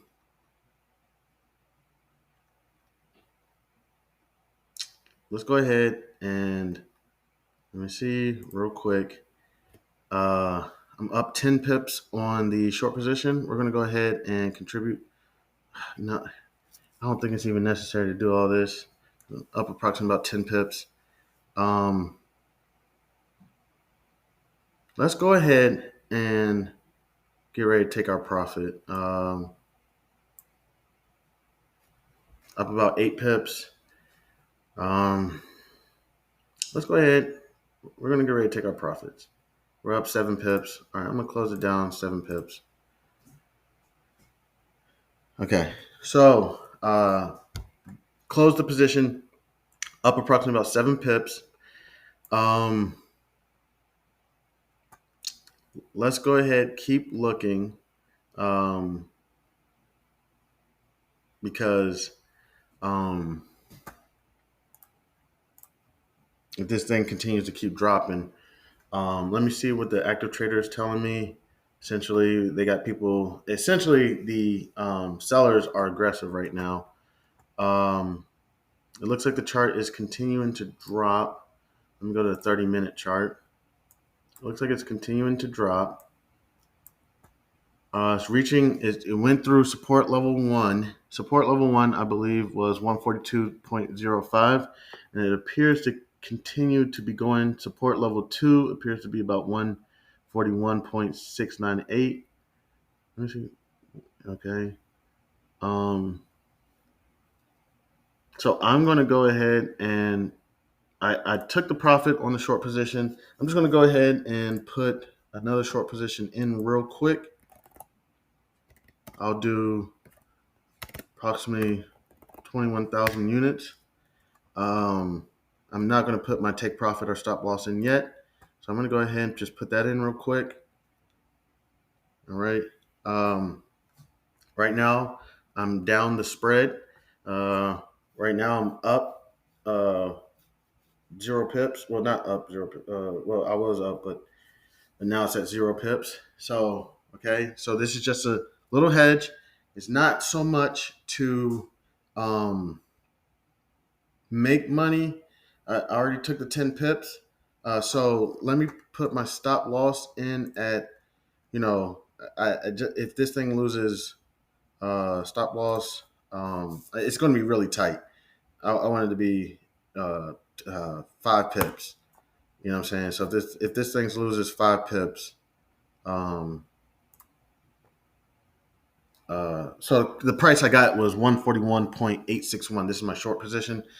Essentially, I'm just putting this in just in case it continues just to do some ridiculous dropping. I'm down 3 pips. I'm down 3 pips. Down 2 pips. Okay. Um, if this thing begins to start to consolidate, all right, maybe. Okay, I'm down 4 pips. Okay, let me do 10 pips up.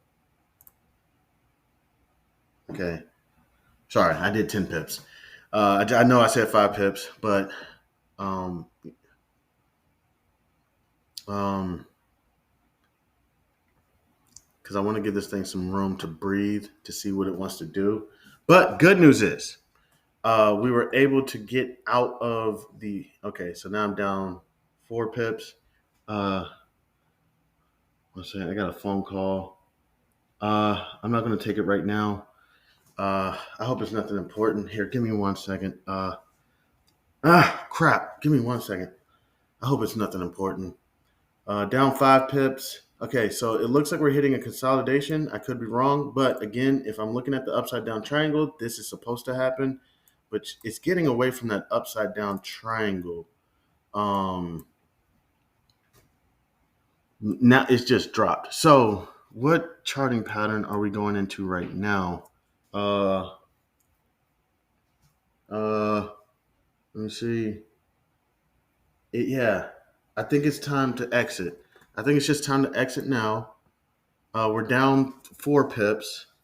Uh, yeah, I think it's just time to get out. So I'm gonna go ahead and get ready to take my losses at um, 5 pips. Uh, so I got 10 pips. Okay, I'm going to sacrifice 5 of those pips just in case this thing continues to drop anymore. So I went ahead and put that in real quick. Actually, I'm gonna bring it. I'm about to get ready to exit this, and then what we're going to do is we're going to reverse, reverse, reverse, and we're going to say I'm down 3 pips. We're down 4 pips. So let me go down to the 5 minute chart. I just want to see what it's doing. Thank you to anybody who's just sticking around. We haven't even got to the U.S. equities yet. So I'm down here at the 5 minute chart, and the 5 minute chart is telling me that it's still got room to drop. I'm down 2 pips. Okay, I had a homegirl named Pip at one time. I hope she's doing well. Cool ass motherfucker. She really was. That was one cool. That was one cool person. That was one cool. She was like, she had the worst accent. I love Pip, but she had the worst fucking accent. It was like British American, sounded like a baby talking or something. I'm kidding. I'm kidding. Yo, she was cool as hell. Um, man, last time I talked to her, I think she was running a marathon. Uh, okay, we're down 3 pips. Okay. Um, again, this is just all right. Down 5 pips. Stop loss is about to get triggered. Not triggered yet. Not triggered yet. Okay, triggered. Stop loss is triggered. Gave up 5 of those pips that I made. It's cool. Made 10 pips. Gave up 5 pips. Now I'm going to the long position, and we're gonna dollar cost average it. So the long position now should be down. 190 pips. It's down tremendously. So was able to bring in probably about like $5. On those losses on the short position. Now, oh crap! I got a couple phone calls coming in. Now what we're going to do is chart this, and also we're going to go to live news because I want to see what was it that made this happen. So I'm going to go to CNBC. Just okay, they're on commercial break. Let me go to my live news. Let's see. Nothing came out. I don't see anything that just came out. Okay. Okay. So my short position closed. Did just fine on it. Did great on it. My personal opinion. We did lose 5 of those pips. It was cool. Is it still dropping? 141.929. Let me zoom in on the chart. See what it's doing. Okay, give me just 1 second.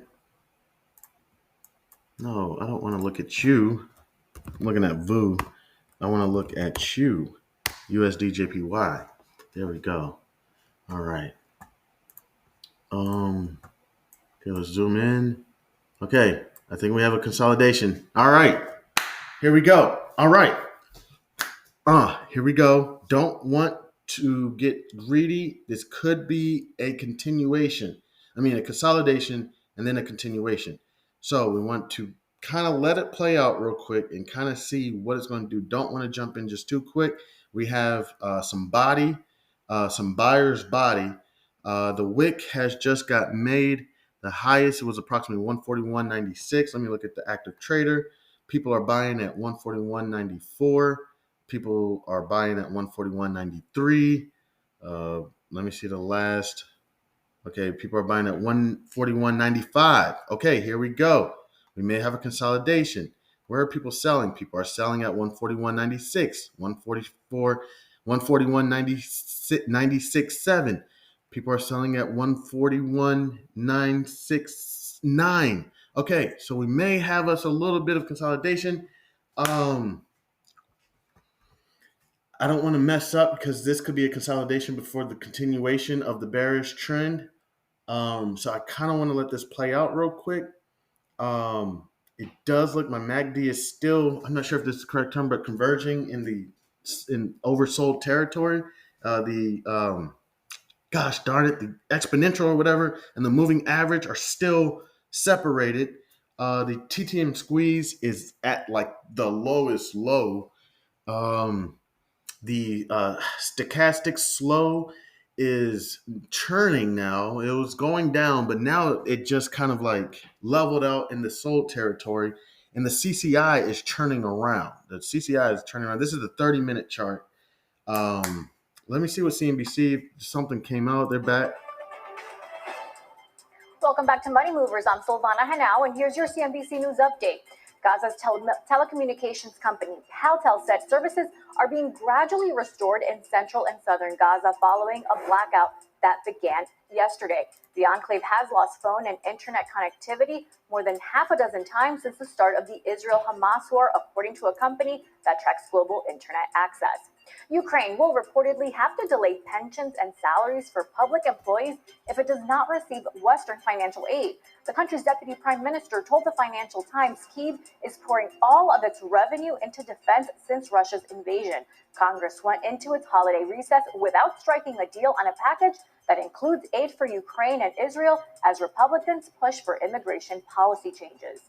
And the Detroit Pistons just made NBA history, but not in a good way. Hey! The Pistons are the league's first team to lose 27 straight games in a season after losing to the Brooklyn Nets last night. The team's next game is against the NBA leading Boston Celtics on the road Thursday. And Frank, I know you're a fan of basketball, so... How in the world did the Detroit Pistons make CNBC News? My gosh. Doing great this year, but I'm a Pistons fan. I used to live there. I'm a Pistons fan, too. All right, coming up next here on Money Movers, Bleakley's Peter Bookvar on the... Okay, so more geopolitical issues came out. Essentially, is the U.S. dollar going to be good, considering that, people need U.S. help? We're going to have to print more money. That may not be good for the USD. We have to see what is sending this USD JPY currency pair down. Let's go ahead real quick. I'm going to get ready to wrap this up. I'm not going to hold y'all much longer. Let me see. I'm going to the 5-minute chart. Does look like we're starting to get a little consolidation. Let me look at this chart right now. Doesn't look like anything yet. Still looks like it's just kind of existing. I'm going to give this some time to do what it do. But let me see. Right now, the TTM and squeeze is it's dropped. So let's see if it starts consolidating a little bit. The stochastic, what do I have at the crap? I can't remember what this is. Is it 20-day? I can't remember. But it's starting to move above the average price, the average closing price. The CCI is moving up. Let me look at this MACD and see if it will consolidate. It does look like it's starting to level out some. It does look like it's leveling out. It doesn't look like it's dropping. So I'm going to go ahead and go to this long position. Trust me, I'm not saying that this is a good idea or not. Okay, it's dropping still. It's still dropping. I may need to just give it more time to continue to drop. I'm not going to put in a short position or a hedge position right now. We were able to get the short position to, we were able to exit the short position with a gain. And then I went ahead, put in another short position and took a hit. Somehow I got to close this long position, and it's still dropping. We're down about 191 pips. So I don't want to get in too soon. If it's going to drop some more, let it drop, and then I want to get in at a good entry point. I think we're at a good entry point, but just a little hesitant, down about 193 pips. It is continuing to drop. Let me okay. I think we have a bigger sell body on the last candlestick. Let me see. People are selling at 141,888. It looks as if right now the buyers are a tad bit more aggressive than the sellers. The sellers appear to be raising their prices, and the buyers appear to be right now. My volume profile for currency pairs is not working. I don't know why. If I was to put this on the U.S. equity, it would show up, but it's not working right now. So if the sellers are starting to raise their prices, let's go ahead and I'm going to go ahead and let me see the 9-day exponential is below the 20-day, meaning that it's still bearish. Once this starts to flatten out a little bit, and then let me see on the VWAP, prices are below the VWAP, meaning that it's still a little bit bearish. So this 9-day moving average, when it gets to kind of flatten out a little bit, because it's still kind of steep right now, below the 20-day moving average. And trust me, I don't know everything I'm talking about. Trust me. Okay, I'm just taking my time. Once this flattens out a little bit and that 9-day moving average starts to move closer to that 20-day moving average, and right now it's retraced approximately about 40% of 40% of the highs. It came down about 40%, and it looks as though the lowest wick has hit at 141.823. It's starting to look like things are starting to go up to 141.888, 141.889. Came down a little bit. A couple sells just went in at 141.878. But I see it's going back up to 141.886. Okay. So I think that lowest wick has hit. All right. Sorry. Thank you to anybody that's just riding with me on this. We haven't even got the U.S. equities yet. This is probably going to be a longer episode. We're down about 191 pips. It's kind of staying there right now. It looks like the lowest wick hit at 141.823. Looks like we're at 141.89. We're at one. We got a buyer at 141.901. We got a buyer at 141.902. Sellers are moving their prices up to 141.91. Let me see. Is there anybody else? Now, with this active trader, one thing is, this is why I like the volume profile. Another buddy of mine called it footprint. What I like about it is the active trader are trades that people have put in. So it's not necessarily, these are the market orders. This is not necessarily the true numbers. But I still look at the active trader just to see, kind of determine where the seller's putting their prices and where the buyers. Okay, so on my TTM squeeze, red means that we are going away from the price. We're I don't know what it is. We're not consolidating. We're not consolidating. Yellow means that we're starting to consolidate. And right now, yellow bars are creating, meaning the consolidation is starting to happen. The lowest wick in the last 5 days has hit. Let me go to like a 30-day. 20-day, 1 hour. Let me see real quick. And look, I'm not saying I'm perfect or anything, man. You know, shout out to your financial advisors.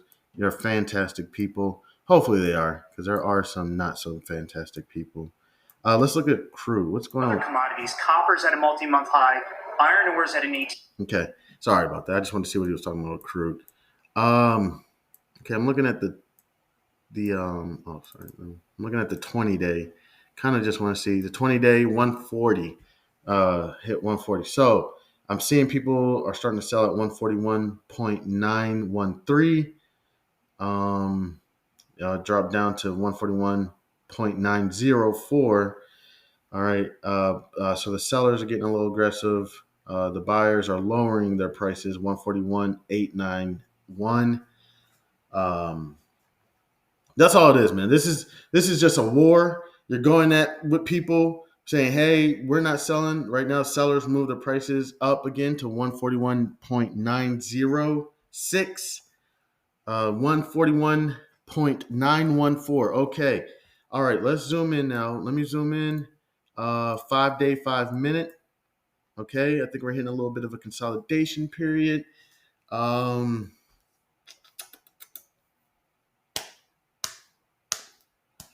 Joy to the world, the Lord has come. Okay. Right now, a trend or charting pattern has not developed like that right now. So I'm kind of. It does look like that 9-day moving average wants to kind of flatten out. It looks like it's flattening out right now. Okay. It looks like it's kind of like okay. It went, and right now it's kind of like, all right. I think we can pull this up. Let's see if we can pull this plane up. Uh-oh. Okay. Okay. All right. The MACD is converging. The TTM squeeze is consolidating. The stochastic slow is going above what is my stochastic set on? Is it 20 days? I don't even think it's 20 days. Maybe 10 days. But it's moving above the closing prices of the last, I think is it 10, 20 days? I got to look at my studies when I set it up. The CCI is moving up. The 9-day moving average is flattening out below that 20-day moving average. Let's see. Okay. Prices are up around 141.95. Okay. So I'm going to go to my long position. This could be the stupidest thing to do in the world, but it's okay. We're going to go ahead and add to the long position. Let me go ahead and buy. And I don't have much left. But let's go ahead and we're going to buy some more at this lower price. Let's get in. Okay. So my new position is down 0 pips. Okay. So cool. All right. Didn't have that much. I'm gonna have to send some more money into the account. Probably try to get that done by the end of business today. End of business is approximately 4 p.m. We'll probably pull something out of the U.S. equities and put it towards this so that I can get more currency and try to ride this thing up to get this position to close out. So let me go ahead, let that chill for a little bit. So with that new long position, got the price of 141.92. With that new long position, essentially, I'm just going to be scalping, taking $5 here, $7 there, $10 there. I may hold on to it for a day or two, but with that, it's just going to be, now it's not going to show, but it's just going to be, I'm going to be chucking that 188 pip loss down. You know what I'm saying? Just taking it. And then when that 188 pip thing decides that it wants to take off, then it's just going to take off. It's at 187 now, and I'm up 1 pip on the new long position. So it's just going to take off, and then we have those little scalps. Then we have it's down 186 pips now. Then we're going to have the 186 come up. So let's say, for example, again, last thing real quick. Let's just say I scalp, and like right now I'm up 1 pip on the other joint. I could take it, but you got commissions and fees and whatnot. I don't even know how much my commissions and fees were. Let me see what my commissions and fees was on that buy. It was 25 cents. So essentially, I'm up because I'm up 2 pips. That's approximately 75 cents. So I've already covered my commissions and fees. But let's just say my new long position makes me $20 or whatever, or $8, whatever it is. Then I'm gonna go ahead and continue just take that. So then let's say the long position, the scalping makes me, let's say, $50 after all that scalping, and then the old long position's down $150. Then I'm down $100, and $100 to me is not too bad, but we'll see how it goes. We'll see how this goes. Right now, down 184 pips, up 4 pips in the other position. So I'm going to give that a chance to do what it do. And we're going to take a quick break, and then we'll get to the U.S. equities, and then I'm probably going to get out of here. I want to thank everybody who decides to stop by and just listen to the podcast. I mean, you can't even really understand or relate because you don't have the screen up and seeing what I'm doing. But it's very possible. You get the gist. Right now, down approximately about 185 pips. And up 4 pips on the new long position. Let me go ahead and let this go. I want to thank everybody again. I'm going to take a quick break, and we're going to be right back. We're hitting this one's going to be about 2 hours long, 3 hours long. I'm not sure. Thinking about pizza or tacos for lunch. But all right, thank you again. I'm Chairman, and this is House of Barf.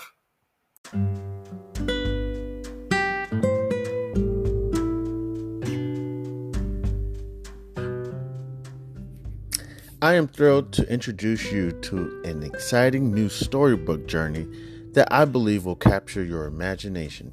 Allow me to present Langston Mankson's Kool-Aid Stand Adventure, a compelling short story that promises to transport you to a world of interest, excitement, and learning. The title of the book is Langston Mankson's Kool-Aid Stand Adventure by Chandler Hayes.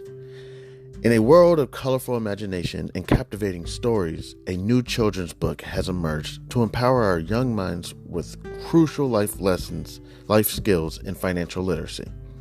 Langston Mankson's Kool-Aid Stand Adventure is a cheering short story written by a talented Black author who understands the importance of equipping our youth in the early stages of life with the tools they need to navigate the realm of money, savings, and smart choices. Meet Langston Mankson and his imaginary best friend, Zonky, a pink elephant, 2 curious souls who embark on an adventure around the vibrant landscape of Wichita, Kansas, where Langston Mankson sets out to accomplish multiple goals and is met with obstacles that he must overcome. Langston Mankson and Zonky discover valuable lessons of talking about finances in the home in order to gain knowledge.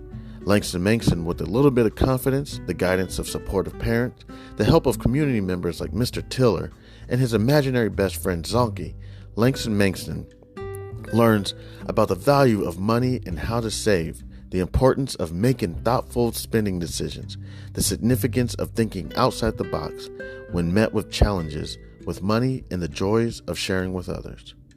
Through relatable experiences and engaging storytelling, young readers are introduced to the fundamental concepts of money, such as earning, saving, and spending responsibly.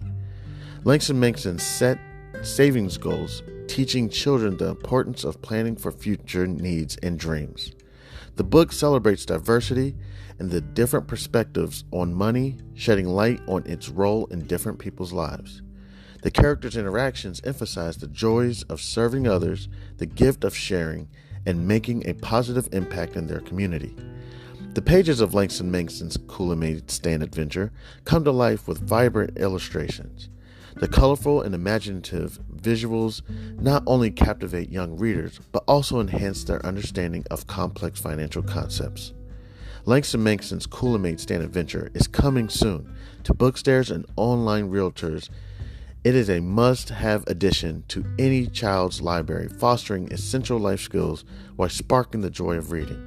Empower the young minds in your life with the gift of financial literacy and imagination. Join Langston Mankson, Zonky, family, and friends on their extraordinary journey of running a drink stand to set them on the path of a brighter future. Your opinion means a great deal to me. I would be honored if you would consider exploring Langston Mankinson's Cool-Made Stand Adventure and sharing your thoughts. Your feedback could play an invaluable role in shaping the future of this project. If you have any questions, comments, or would like to discuss the book further, please don't hesitate to reach out to me. Your support in spreading the word about Langston Mankinson's Cool-Made Stand Adventure would mean the world to me, and I deeply appreciate your consideration. I am a passionate advocate for financial literacy. Me, Chandler Hayes, and am excited to join the community of storytellers with a background in finances. I am driven to inspire children to embark on their own adventures of learning and discovery through the power of literature. Langston Mankinson's Cool-Made Stand Adventure is a heartfelt endeavor to promote financial literacy in a fun and accessible way. As a Black author, I'm committed to providing children of all backgrounds with the tools for success, and I am proud to contribute to a more financially informed generation. Thank you for taking the time to explore this advertisement, and I look forward to the possibility of sharing this extraordinary literature adventure with you. Please feel free to contact me. You can reach me at the email c287gph@gmail.com. All right, thank you. Warmest regards. Have a great day. God bless. Yo, what's good? Chairman House of Barf. Thank you to anybody who decided to come back. So we let the forex market trades do what it do. Now we're going to go move to the U.S. equities. So I'm going over to my U.S. equities. I don't have a lot of money in my U.S. equities. I'm working hard on it. Let me see. Let me pull it up. I've been having a lot of bills. I've expressed to y'all so many times of the personal stuff that I'm going through. So I've been withdrawing a lot to stay ahead. I applied for a couple jobs. It's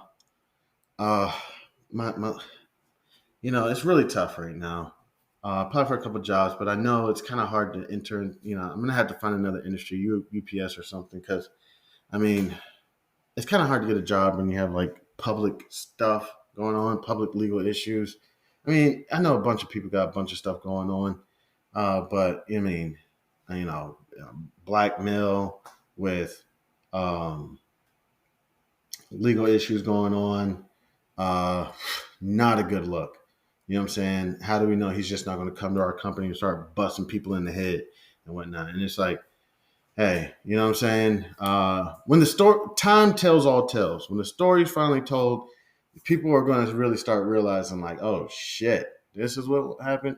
Anybody close to me, anybody else probably won't really care, but they'll start realizing that, everything is not what it appears. But there may be some truth, but it's not. Everything is not what it really looks like.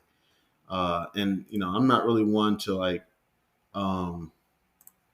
speak on it at times, because if you believe what you believe, then believe what you believe, and it lets me kind of know who you are. You know what I'm saying? If some of it's true, I'll tell you some of it's true, and if it's not, then whatever. You know what I'm saying? Believe what you want to believe. So going to the U.S. equities right now, I have. I'm trying to sell some contracts on Paramount. I'm trying to sell a put. I said when the contract gets to 28 cents, I'll sell the put. Right now it's at about 14 cents. And then also on MRO, it's Marathon Oil. I said when that contract gets to 24 cents, I'll sell it. Right now it's at about 8 cents. So those are nowhere near being filled, which is cool. I'm not going to change it. If anything, I'm going to go in and I'm going to find another contract. I am working on JetBlue. Let me go to JetBlue. So what I'm going to go ahead and do is go to JetBlue. So right now I have JetBlue, and currently right now I'm down about 26% on this trade. So in the meantime, while it's down,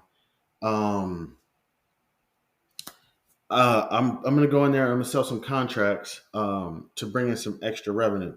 Now the question is, which strategy am I going to take? Am I going to sell calls, essentially saying that hey, if it gets up to this price, you can have it, or am I going to sell puts and say hey, if it gets down to this price, I'll purchase more shares? Now the thing with JetBlue is, in my personal opinion, if I'm correct, it's down the lowest it's been in like 15 years. So I don't know if selling puts is going to be the best idea. Uh, I'm not sure. I mean, it'd be a great idea because low volatility, considering that each one of those puts is probably going to actually make money. Considering, I mean, I don't know if it's going to go much lower. And right now, it's currently at $5.73. Where am I going to put the short put? $2.50. And I don't think it's ever gotten that low. Let me see. JetBlue, 20 years. I'm going to the 20-year chart. And the lowest it's been in 20 years is, where is it at? Show me the lowest it's been in 20 years. Usually it just points it out for me. Is this? All right, let me check. Oh, it's not pointing it out for me right now. Sorry about that. But here, let me squeeze this chart some more. Just point it out. All right, well, let me just look. Okay, $2.81. Okay, that's the lowest it's been in 20 years. So I'm not sure if selling a put at $2, I could sell a call and a put if I have eligibility to do that. That might be a good idea. Just have I don't know, what's that called? What's the option strategy when you sell a call and sell a put?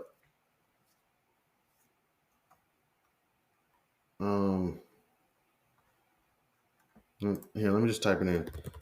What's the option strategy called? It's a short something. The short spread, when you sell a put and sell a call. A short straddle. Okay, short straddle. So maybe a short straddle may be a good idea. That might be the way we go if I have eligibility again, of course. This eligibility is kicking my ass. It really is, because I can't do shit. Which the brokerage and the regulators, they're just trying to protect the industry. So it's completely understandable. Not all investors are that intelligent. Not to insult anybody, and they could put themselves at risk. I still remember this one guy. Oh my gosh. So Tesla, this was probably about 2 years ago.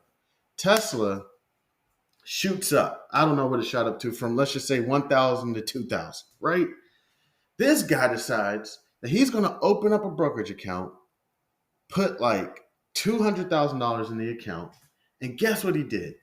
He decided that he was going to like buy a put on Tesla, like only, right? Man, Tesla shot up to like 2,400 or something. This guy gets a $2 million margin call. He was down like $2 million. Dead ass. I can't even remember the guy's name. Gets like a $2 million margin call. You have like 3 days to maintain or maintenance that margin call, whatever it is. And if you don't, that broker is going to close the position. The broker closed the position. And he's like, man, if y'all just give me more time or whatever, it was going to come down. I think it eventually did come down. You know what I'm saying? And that's one thing about being strategic, is about what it's about is sometimes your analysis is correct, but you may not be on the right time frame. So you got the right idea. Stock shoots up, it should be going down, right?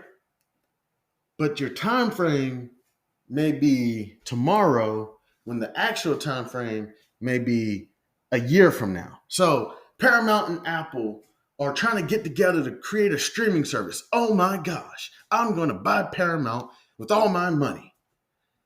The streaming service hasn't even been confirmed yet. So even after it's confirmed, it could take another year before it freaking is existed. So you go ahead and go all in on Paramount. Boom, I'm gonna get me a long call, you know what I'm saying, on Paramount or whatever, and the shit is just dropping. It's because your analysis is correct. I'm not saying that this is facts. Your analysis is correct. Correct. However, your time frame is off. So what's one way we could approach this? Can we just get a $700 long out of the money call? That's what I would do. You know the premium on that thing? Probably cents, probably 30 cents, probably 40 cents. Not probably 40. Why are we talking about it? Let's look at it. Paramount. And why am I not getting a long call on Paramount? I don't have eligibility. All I can do right now is sell short puts, cash secured puts. If I had the eligibility, yes, I would go out to about December 19th, 2025, 2 years from now. It's about 723 days. Let's look at the out of the money. There's an out of the money 35 call going for approximately 75 cents. 75 freaking dollars. I would get one of those and sit on it for 2 years. When the Apple thing happens, if it happens, that should give it plenty of time for the deals, the antitrust laws, everything to be dealt with, and for the streaming service to get approved, and for them to go ahead and create the streaming service and it come out. And if not, if this thing expires worthless, if it stays below the strike price of $35, then guess what? I lose 75 freaking dollars. Compared to what?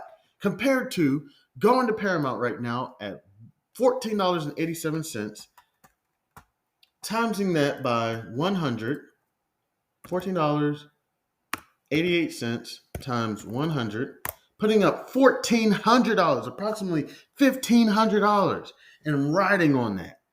And now if this thing drops, you're down $100, you're stuck in the position, you're in it for a whole year, and blah, blah, blah, blah. You didn't even have to do all that. You just got to go to your broker, get eligibility, and you're good. 75 freaking dollars? This contract could end up being worth $3 or something. Let me see. $3 minus 75 cents times 100. $200. That's not much, but you know, who knows? It could become worth $9, $10. It could become worth $27. Okay, let's see it. Let's see what's $20 times 100. 2,000? Yeah, 2,000. So all you did was buy a $75 contract for 2 years, let it sit, didn't touch it, didn't care about it. It cost you 75 freaking dollars. No offense, you probably spend that on video games or I don't know what you do. You know, equipment for your new hiking trip, whatever. You know what I'm saying? Man, if I had eligibility, I'd do that right now. Because I really do believe that the Paramount Apple thing, Paramount has a streaming service out right now, which I think is okay. It's pretty good. Football games are shitty. Oh my God. No, I'm sorry. Not Paramount. Peacock's football games are shitty. But Paramount, they got a pretty good streaming service. It's not bad at all. However, I don't think when you got Netflix, HBO, Max, Disney, Peacock, does Apple have Apple TV? You know, well, see, that's why I think Apple's trying to get in. They're like, you know what? Apple is in so many damn things that sometimes you got to know when it's like, okay, Amazon does it too. They're in so many damn things that sometimes you got to say, okay, right? Well, not right, but you know, this is my opinion. So Apple's probably like, yo, we got Apple TV. We're doing okay. Not too many people are going all in. And then Paramount's like, hey, we got a streaming service. People aren't really going all in. How can we compete? See, one thing about Netflix, I don't know what they do, but even when my Wi-Fi is, sorry, it's I don't know the word. I think people sometimes say things like janky or whatever. When my Wi-Fi is a little off, right? Netflix still works. So that's one thing why I'm always keeping my Netflix subscription, because when the weather gets bad, the Wi-Fi gets a little messed up, Netflix still works. The other ones don't work so well. Now the other ones like Disney, I got because they always got some good stuff on it. You know what I'm saying? So probably keep the Disney as well. Not to mention my cell phone carrier actually compensates me for Disney right now. So that's another reason why I got Disney. But yeah, so Apple's like, hey, you know what? We got a lot of things going on. I can't even tell you all the things. I don't know, computers, stores. I can't even tell. Here, let's look it up real quick. Fundamentals, AAPL. Let's look it up real quick. Where's the fundamentals? Come on. There we go. iPhones, computers, tablets. It's worldwide. What it's in so many different things. Let's see. Usually, watches, TVs. So they're in so many different things that sometimes you say, you know what, we're really not capitalizing probably on. And if I did more in depth research, I could probably figure out how much money Apple TV is bringing in if they have Apple TV. I believe they have Apple TV. And I'm talking about a streaming service. Let me turn my TV on real quick and find out. Let me see. I know they got Apple Music. They got the iTunes. Let me see. Does Apple have an app? I'm looking real quick. Yeah, right here. Do I have it? Sometimes I be having services and don't even be knowing it. I probably don't. Let me see. Yeah, I don't have it. But yeah, they have Apple TV right here. So you got Apple TV, and then you got Paramount. I believe I have Paramount. I believe I'm actually. I think I got it like a year ago. I wanted to watch this show called Yellowstone, so I got Paramount, and I believe I may still have it. I'm not sure. I may have canceled it. But they're probably like, okay, we need to get together, and so that we can compete with Google. Google brought out YouTube TV. I'm pretty sure Facebook probably has something on their platform. Meta has something. Netflix, HBO, Max, Showtime, Anytime. How are we going to compete? So they say, you know what? Let's get together and try to take it out. But again, going back, the analysis, fantastic. However, the time frame needs to match the analysis.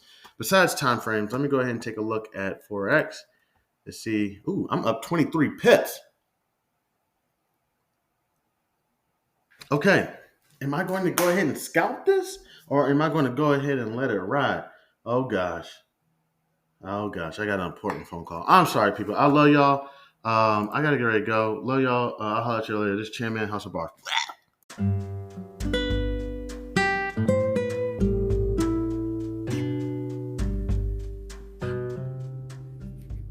I am thrilled to introduce you to an exciting new storybook journey that I believe will capture your imagination. Allow me to present Langston Mankson's Coolamade Stand Adventure, a compelling short story that promises to transport you to a world of interest, excitement, and learning. The title of the book is Langston Mankson's Coolamade Stand Adventure by Chandler Hayes. In a world of colorful imagination and captivating stories, a new children's book has emerged to empower our young minds with crucial life lessons, life skills, and financial literacy. Langston Mankson's Coolamade Stand Adventure is a cheering short story written by a talented Black author who understands the importance of equipping our youth in the early stages of life with the tools they need to navigate the realm of money, savings, and smart choices. Meet Langston Mankson and his imaginary best friend, Zonky, a pink elephant, Two curious souls who embark on an adventure around the vibrant landscape of Wichita, Kansas, where Langston Mason sets out to accomplish multiple goals and is met with obstacles that he must overcome. Langston Mason and Zonky discover valuable lessons of talking about finances in the home in order to gain knowledge. Langston Mason, with a little bit of confidence, the guidance of supportive parents, the help of community members like Mr. Tiller, and his imaginary best friend Zonky, Langston Mason learns about the value of money and how to save, the importance of making thoughtful spending decisions, the significance of thinking outside the box when met with challenges with money, and the joys of sharing with others. Through relatable experiences and engaging storytelling, young readers are introduced to the fundamental concepts of money, such as earning, saving, and spending responsibly. Langston Mason set savings goals, teaching children the importance of planning for future needs and dreams. The book celebrates diversity and the different perspectives on money, shedding light on its role in different people's lives. The characters' interactions emphasize the joys of serving others, the gift of sharing, and making a positive impact in their community. The pages of Langston Mason's Kool-Aid Stand Adventure come to life with vibrant illustrations. The colorful and imaginative visuals not only captivate young readers, but also enhance their understanding of complex financial concepts. Langston Mason's Kool-Aid Stand Adventure is coming soon to bookstores and online realtors. It is a must-have addition to any child's library, fostering essential life skills while sparking the joy of reading. Empower the young minds in your life with the gift of financial literacy and imagination. Join Langston Mason, Zonky, family, and friends on their extraordinary journey of running a drink stand to set them on the path of a brighter future. Your opinion means a great deal to me. I would be honored if you would consider exploring Langston Mason's Kool-Aid Stand Adventure and sharing your thoughts. Your feedback could play an invaluable role in shaping the future of this project. If you have any questions, comments, or would like to discuss the book further, please don't hesitate to reach out to me. Your support in spreading the word about Langston Mason's Kool-Aid Stand Adventure would mean the world to me, and I deeply appreciate your consideration. I am a passionate advocate for financial literacy. Me, Chandler Hayes, and am excited to join the community of storytellers. With a background in finances, I am driven to inspire children to embark on their own adventures of learning and discovery through the power of literature. Langston Mason's Kool-Aid Stand Adventure is a heartfelt endeavor to promote financial literacy in a fun and accessible way.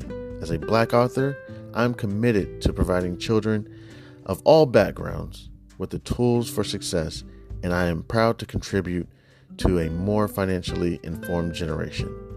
Thank you for taking the time to explore this advertisement, and I look forward to the possibility of sharing this extraordinary literature adventure with you. Please feel free to contact me. You can reach me at the email c287gph@gmail.com. All right, thank you. Warmest regards. Have a great day. God bless. Yo, real quick. It's just, sorry, my bad. I had to take these phone calls, man. I got these debt collectors and everybody after me. I'm going to get to them. I promise you. I'm not even going to try to keep it out of collections. I'm dead ass. I'm not doing that. All right. So long positions, with forex, one position is down 166 pips. The other position is up 22 pips. Thinking about maybe possibly just go ahead. And again, I told you I was going to go scalping.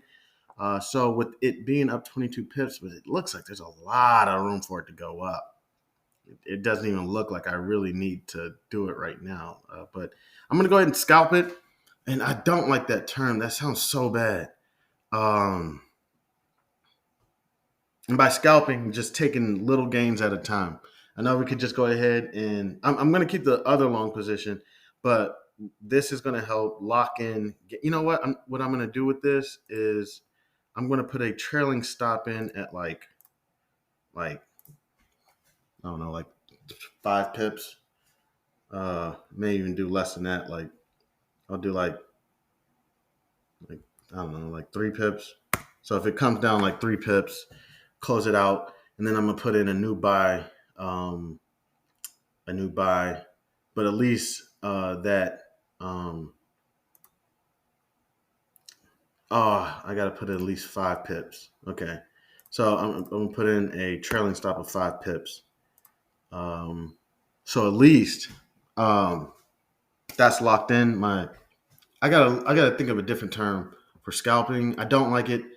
I like to believe that it's not. It's actually true. I actually I come from the Midwest, and a lot of Native Americans, when they migrated from their different countries, moved to the Midwest. Hence all the names: Dakota, Wichita, Oklahoma, Chicago, Illinois. You can keep going. So I feel like I have um, a relationship with Native American people. I mean, when you fly even into some of the airports, I mean, they have like that pattern. It's like a up down pattern. I don't know what you call it. That you see on a lot of stuff. I mean, I oh, did it trigger? No, it didn't trigger. I have a notification that if it triggers, it hits me up. So I don't like terms that offend Native American people. Um, so I feel kind of passionate about them. You know what I'm saying? And supposedly, I'm like one 1/16th Native American, based on my great grandmother on my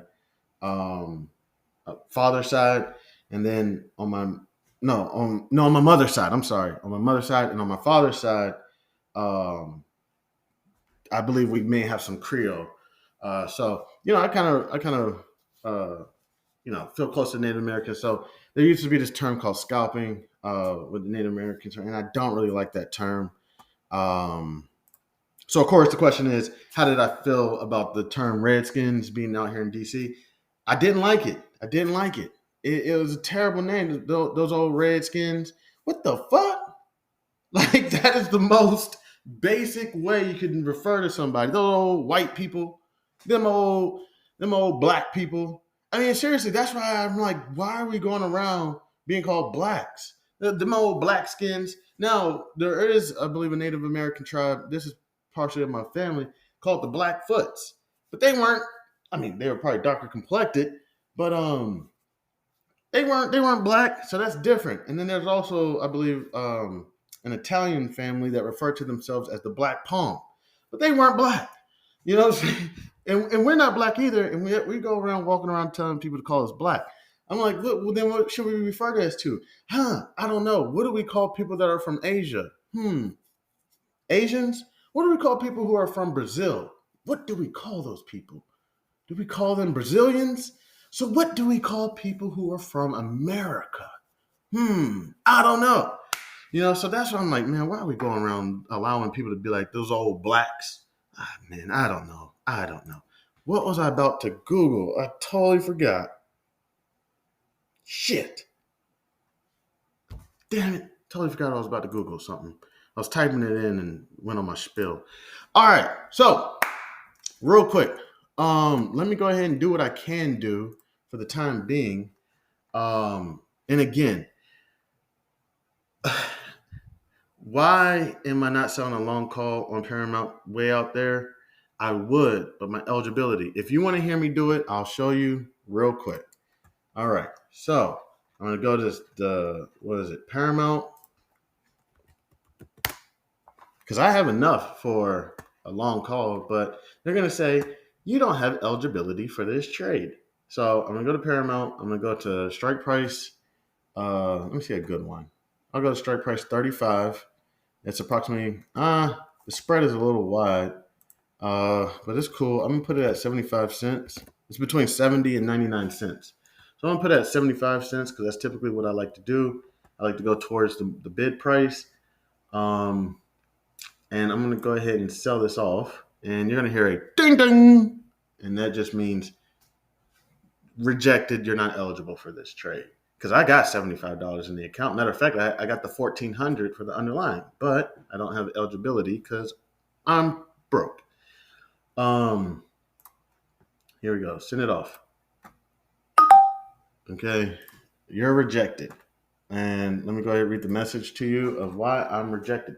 This account is not approved for this level of options trading. It's bullshit. So really all I can do is cash secured puts. So, which is not a bad strategy. It's just, they suck all the money out of your account, So JetBlue, back to JetBlue. I would buy a long call on JetBlue as well, like a year out. Actually, I have the underlying. So I think the strategy I'm going to use is selling short calls. Essentially, if it gets to this price, take it. You can take it. You can have it. Leave me alone. So I'm going to go. How many? Do I want to do weeklies or do I want to do a little bit longer? Weeklies, you get the quick cash. Boom, boom, boom, boom, bam, bam. Thank you, ma'am. The longer the expiration is where you get the premium. You collect the premium and then you may come back one day and it's like, hey, we just want to let you know your JetBlue is gone. And it's like, oh, shit, it shot up.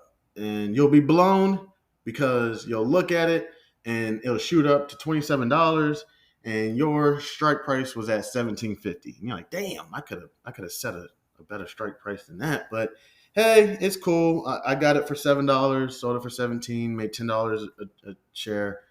I could have made $20 a share, but it's all good. And then you move on to the next play. So I'm going to go about 30 days. Here, you know what? Let me just see when their earnings report is. That's going to kind of give us an idea of how the Air Serbia thing worked out. So JetBlue did a thing with Air Serbia. I believe that's Eastern Europe, something like that. I don't know if this was the best time to make a deal. Not saying that anything with Air Serbia, but if I'm thinking about traveling to Eastern Europe right now, I'm kind of like, is it a good time, honey? I don't know. It could be cheap, but I don't know if it's a good time. So January 30th, we got earnings by JetBlue. So I don't want a lot of volatility. So January 30th, earnings reports are going to come out. So I want to be out before then. So there's one January 26th. That's probably going to be too close. That's probably about the time people are going to start getting in. Then we have, and that volatility is like 90%. A range of $1. You know what I'm saying? So I'm going to go to, let's just go about 9 days out, January 5th. It's not too much volatility. It's about 75% volatility, 50% up, down, right? That's what it says. So, damn, there's no contracts out there. Shit. Okay, so I got to go further out. All right, I may have to play against volatility. So I see February 2nd, there's like 106. I could go to January 26th, and that's an 89 implied volatility. Crap. And here's the contracts, and they're not high either. So my underlying is at approximately $7.75. Now, when I sell my contracts, do I have to sell it above my underlying price? Fuck no. Ain't nobody got to know where you got your shit at. You know where you got it at, and you know what losses you're going to take if you do that. But in the meanwhile, you may say, you know what, there's a higher contract at $6 than there is at $8. You know what I'm saying? Smart thing to do, prudent thing to do, possibly get the $8 contract just in case. That'll make you more happy. But you also got to say to yourself, you know what, I've been holding this for how long, and it's gotten to this price. You kind of got to mind fuck yourself to say, you know what, I would be okay with losing at this and getting out and moving on to the next position. Let me go ahead and take a look at forex real quick. USD JPY. Oh, I'm up 26 pips. All right, on the new long position and down 165 pips on the old position. All right, back at it like a crack addict. All right, so I don't know all the routes, and I'm gonna leave that up, and then I'm gonna move this over to this screen so I can have both up at the same damn time. All right, so I don't know anything about football, but I know that wide receivers have approximately only like 9 routes that they can run. Let me look up. What are the 9 routes that wide receivers run? Okay, it didn't read it, but essentially, there's essentially like 9 routes that they run, and there's probably more than that, but there's the curl, the comeback, the dig, the flat, the drag. Um, okay, I don't know. Sluggo. I don't know. Fade, hitch, dig. Did I say that already? I'm not sure. Let me see. But even with the dig, there's the dig in, there's the dig out, there's the post. Okay. So as a wide receiver, I imagine that the defensive back or whatever knows this. There's only 9 ways you're gonna go, homeboy.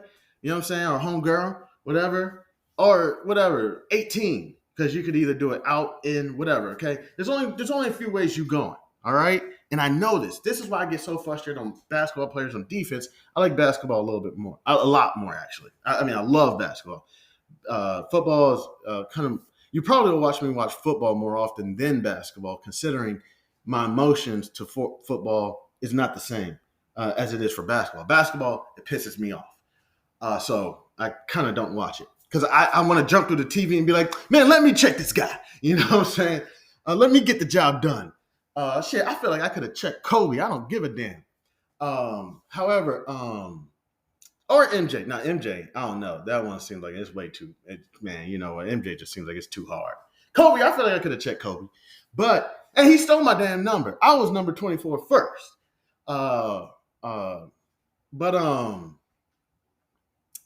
Essentially, with basketball, listen, this person's going to go left, right, forward, may go backwards, but probably not going backwards, okay?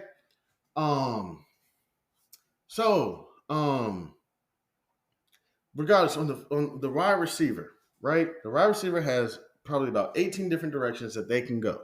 All right. The defensive back knows this. So they have to kind of mind fuck yourself into believing that I'm going to be running a certain route when I know I'm not running that route. But I got to tell myself I'm running this route. Okay? Because if you don't tell yourself this, the defensive person's already going to know. Boom. I got him. I can see his body language, whatever it is defensive backs do to read wide receivers. Okay? Again, I'm not a football expert. I don't know shit about football. I do like to watch this guy on YouTube. I think his name is Roscoe55 or something. He's really good at explaining football. Let me see. Is it Roscoe55 or I can't remember. I can't remember his name. But I like watching him. He gets with the kids. I think it's beautiful. It's a wonderful thing, man. He just explains so much about football. I like it. So with the options trading, yes, you may not really want to get rid of this position at that price. Okay. All right. My new short position just left. My old position is down 165 pips. Going to get ready, probably to get another long position. I'm sorry, I'm looking at the forex. So got the underlying at $7.75 approximately. I don't want to lose this contract at $6.05. So what's a couple ways I can approach this? One is I put it in, but I put a stop loss and a take profit in. Okay. So as soon as this contract loses $10, I'm out of it. Okay. So yeah, I sell the contract, somebody buys it and they say, okay, cool. You know, if it goes above this price, then I get to get at 6.5. Well, I'm going to probably get rid of this contract. Just because I sold the contract doesn't mean I got to hold the contract. And I've made that mistake and it burns me. I was trading Marathon Oil, got a contract at like, oh my gosh, at like $2, right? This thing shoots up to $9. This is when I first started trading options. I didn't know what to do. So I made like $7 per contract and I probably had I did something stupid. I put like 10 contracts in, right? It was stupid. I don't know. Joint shoots up. I'm sitting there holding it, right? Didn't even sell it. It burns me to this day. But you can get rid of the contract. So I'm gonna go about 30 days out, getting close to the earnings report. People are gonna start getting volatile around that time. And I got a $7.75 underlying trade price. Let me check that again. $7.76, about 76 cents approximately. So I'm looking at 30 days, getting close to earnings. People are going to start buying. I do want the volatility. I want to sell a contract. You know what I'm saying? Like the ones with no volatility, I mean, there was really no contracts there. And if I go to February 2nd, there looks to be even better contract prices. So I'm going to go ahead and, for the sake of being prudent, I'm going to go ahead and sell a what was it, February 2nd? I could probably get at 8.5. I could probably get like 15 cents per contract. And 15 cents times 100, because every contract is 100 shares. Could do an 8.5 for probably about $12, $13. Let me see. Now I could go to January 30th, which is 7 days prior, which has less volatility. You want less volatility as a seller. You don't want shit going crazy. There's a 750 for about $14. And I could do 8 for approximately like $10. Let's see if we go just a little further out, like February 16th. That's about 51 days. And these contracts look more juicy. And let me go 79 days out. In March, it looks like volatility is coming down just a little bit, not too much. Volatility looks like it dies in April of 2024. And these contracts, they actually got some contracts for sale. So there's a $10 contract, which I'd be okay with making $3. How many days is this? 114, which I'm going to be holding it for a while. I don't have any intentions of selling it, but I kind of want to be out of this before April of 2024. You know what? Let's just do some gangster shit. And we're just going to sell a contract for, let me see, this Friday. There's nothing out there. And I could put something in there, but I'm not really that pressed. So maybe we'll go to next week. And these are ugly. There's nothing out there. I mean, they got a contract going for like a penny. What is it? $7.50. Nobody's even touching it. But there is a $6.50 going for $4. This is not pretty. All right. So, 16 days. Okay, 16 days. Got some work. All right. Damn it. Let's just go. What's January 19th? Let's see. That's about 23 days. And I got a little bit of work in there. All right. So kind of something you think about, me personally also, is if I'm going to wait 100 days to get $10, you know what I'm saying? What is wrong with in 23 days getting $5? You know what I'm saying? Because I do plan on getting rid of this contract unless I wake up one morning and it's gone. But again, we could put those order types in so it doesn't really happen. So they do got a 7. All right, they got an 8. Let me see. Oh, they got an 8 for $5 and an 8.5 for $4. Okay, I'm gonna make my decision soon. Just give me 1 second. 37 days. Okay, they got an 8 for 37 days. But that's gonna be around all the volatility.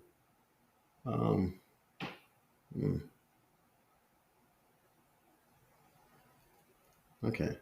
So again, if I'm willing to make like $5 or whatever, or $15 in 30 days, then what's wrong with making like $7 in 16 days? So I'm gonna go to January 12th, 2024. That's 16 days. And if we get a good $5 contract, nah, you see, because they're not out there. And they're out there for like $6, and that's not what I'm trying to do. I don't even want to play with it. Okay, let me see. Okay. I'm gonna go ahead and put something in 16 days. They got a $13 one. So if in 16 days I can make $13, let me see what I can make in 9 days. In 9 days, there's a 6.5. Let me see what's the expectancy that it will hit $6.50. I'm sorry about that. Let's see. I'm gonna go to a 20-day chart. The highest it's hit in 20 days is $5.94. And what I'm basically doing is just making these little trades just to take the percentage down. So let's say, I'll just say it real quick. I'm down 26%, and that's $700. Okay, I'm down $700. So let's take 6 divided by $700. And that doesn't even bring me 1%. That brings me a 0.1%. So what is 700 times?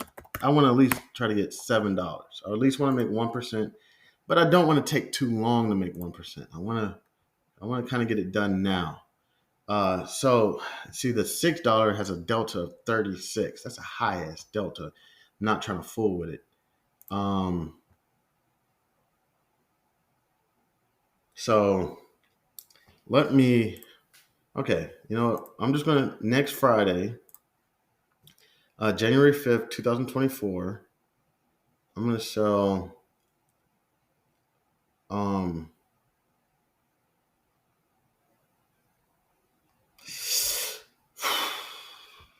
I don't want to do that. I was going to do like a $6 one.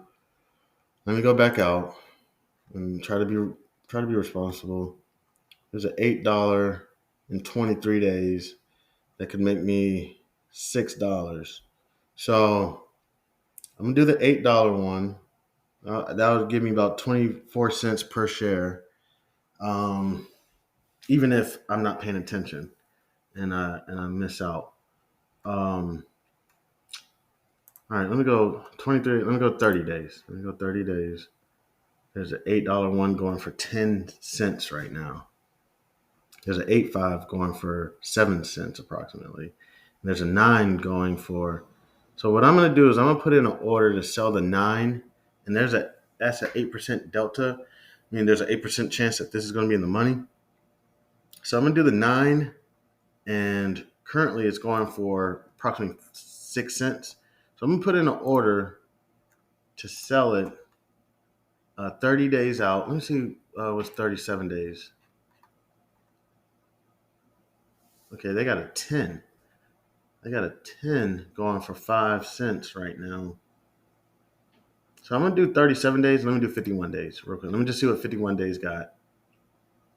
Okay. Yeah, they got a 10 going for about $9. It's cool. So I'm going to go to 37 days, February 2nd, 2024. And I'm going to sell a 10.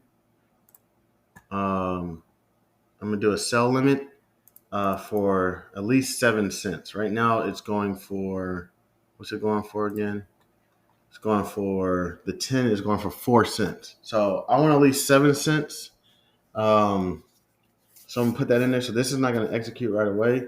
I'm going to put this good till close. And yeah, so here we go. Going to go ahead and send that off. Again, I'm going to sell this 7 cents at least. And let's send it off. All right, it's sitting in my pending. All right, last trade that I want to get into real quick. It's this cheap ass semiconductor company. I'm not even sure if they're real. One thing I like to do is check their headquarters. They say they're real. I've called them.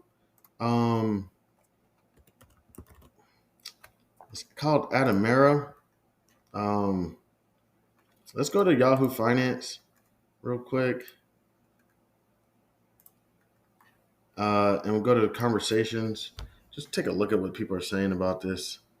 Why was the conference call a disappointment? I understand we still have to wait for the next level of approvals. This was in November.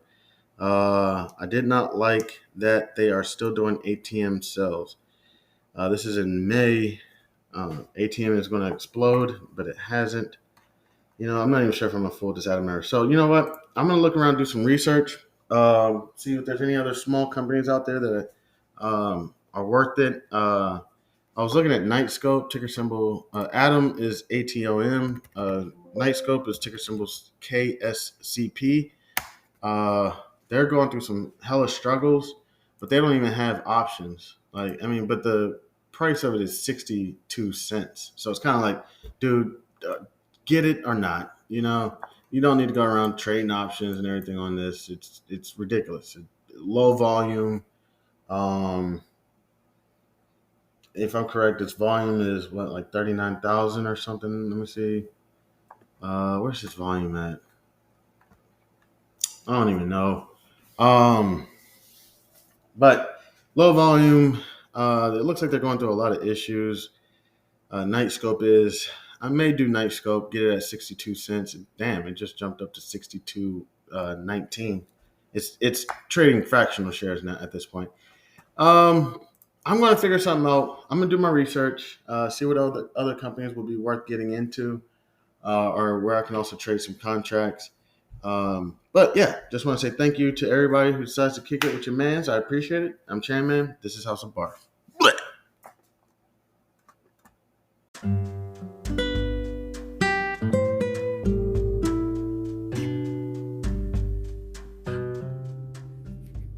I am thrilled to introduce you to an exciting new storybook journey that I believe will capture your imagination. Allow me to present Langston Mankson's Coolamade Stand Adventure, a compelling short story that promises to transport you to a world of interest, excitement, and learning. The title of the book is Langston Mankson's Coolamade Stand Adventure by Chandler Hayes. In a world of colorful imagination and captivating stories, a new children's book has emerged to empower our young minds with crucial life lessons, life skills, and financial literacy. Langston Mankson's Coolamade Stand Adventure is a cheering short story written by a talented Black author who understands the importance of equipping our youth in the early stages of life with the tools they need to navigate the realm of money, savings, and smart choices. Meet Langston Mankson and his imaginary best friend, Zonky, a pink elephant, two curious souls who embark on an adventure around the vibrant landscape of Wichita, Kansas, where Langston Mankson sets out to accomplish multiple goals and is met with obstacles that he must overcome. Langston Mankson and Zonky discover valuable lessons of talking about finances in the home in order to gain knowledge. Langston Mankson, with a little bit of confidence, the guidance of supportive parents, the help of community members like Mr. Tiller, and his imaginary best friend Zonky, Langston Mankson learns about the value of money and how to save, the importance of making thoughtful spending decisions, the significance of thinking outside the box when met with challenges with money, and the joys of sharing with others. Through relatable experiences and engaging storytelling, young readers are introduced to the fundamental concepts of money, such as earning, saving, and spending responsibly. Langston Mankson set savings goals, teaching children the importance of planning for future needs and dreams. The book celebrates diversity and the different perspectives on money, shedding light on its role in different people's lives. The characters' interactions emphasize the joys of serving others, the gift of sharing, and making a positive impact in their community.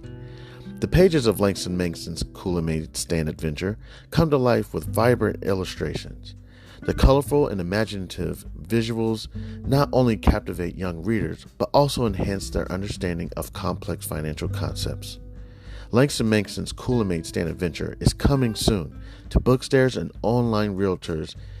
It is a must-have addition to any child's library, fostering essential life skills while sparking the joy of reading. Empower the young minds in your life with the gift of financial literacy and imagination. Join Langston Mankson, Zonky, family, and friends on their extraordinary journey of running a drink stand to set them on the path of a brighter future. Your opinion means a great deal to me. I would be honored if you would consider exploring Langston Mankson's Kool-Aid Stand Adventure and sharing your thoughts. Your feedback could play an invaluable role in shaping the future of this project. If you have any questions, comments, or would like to discuss the book further, please don't hesitate to reach out to me. Your support in spreading the word about Langston Mankson's Kool-Aid Stand Adventure would mean the world to me, and I deeply appreciate your consideration. I am a passionate advocate for financial literacy. Me, Chandler Hayes, and am excited to join the community of storytellers. With a background in finances, I am driven to inspire children to embark on their own adventures of learning and discovery through the power of literature. Langston Mankson's Kool-Aid Stand Adventure is a heartfelt endeavor to promote financial literacy in a fun and accessible way.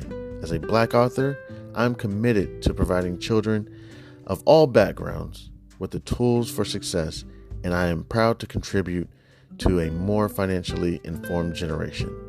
Thank you for taking the time to explore this advertisement, and I look forward to the possibility of sharing this extraordinary literature adventure with you. Please feel free to contact me. You can reach me at the email c287gph@gmail.com. All right, thank you. Warmest regards. Have a great day. God bless.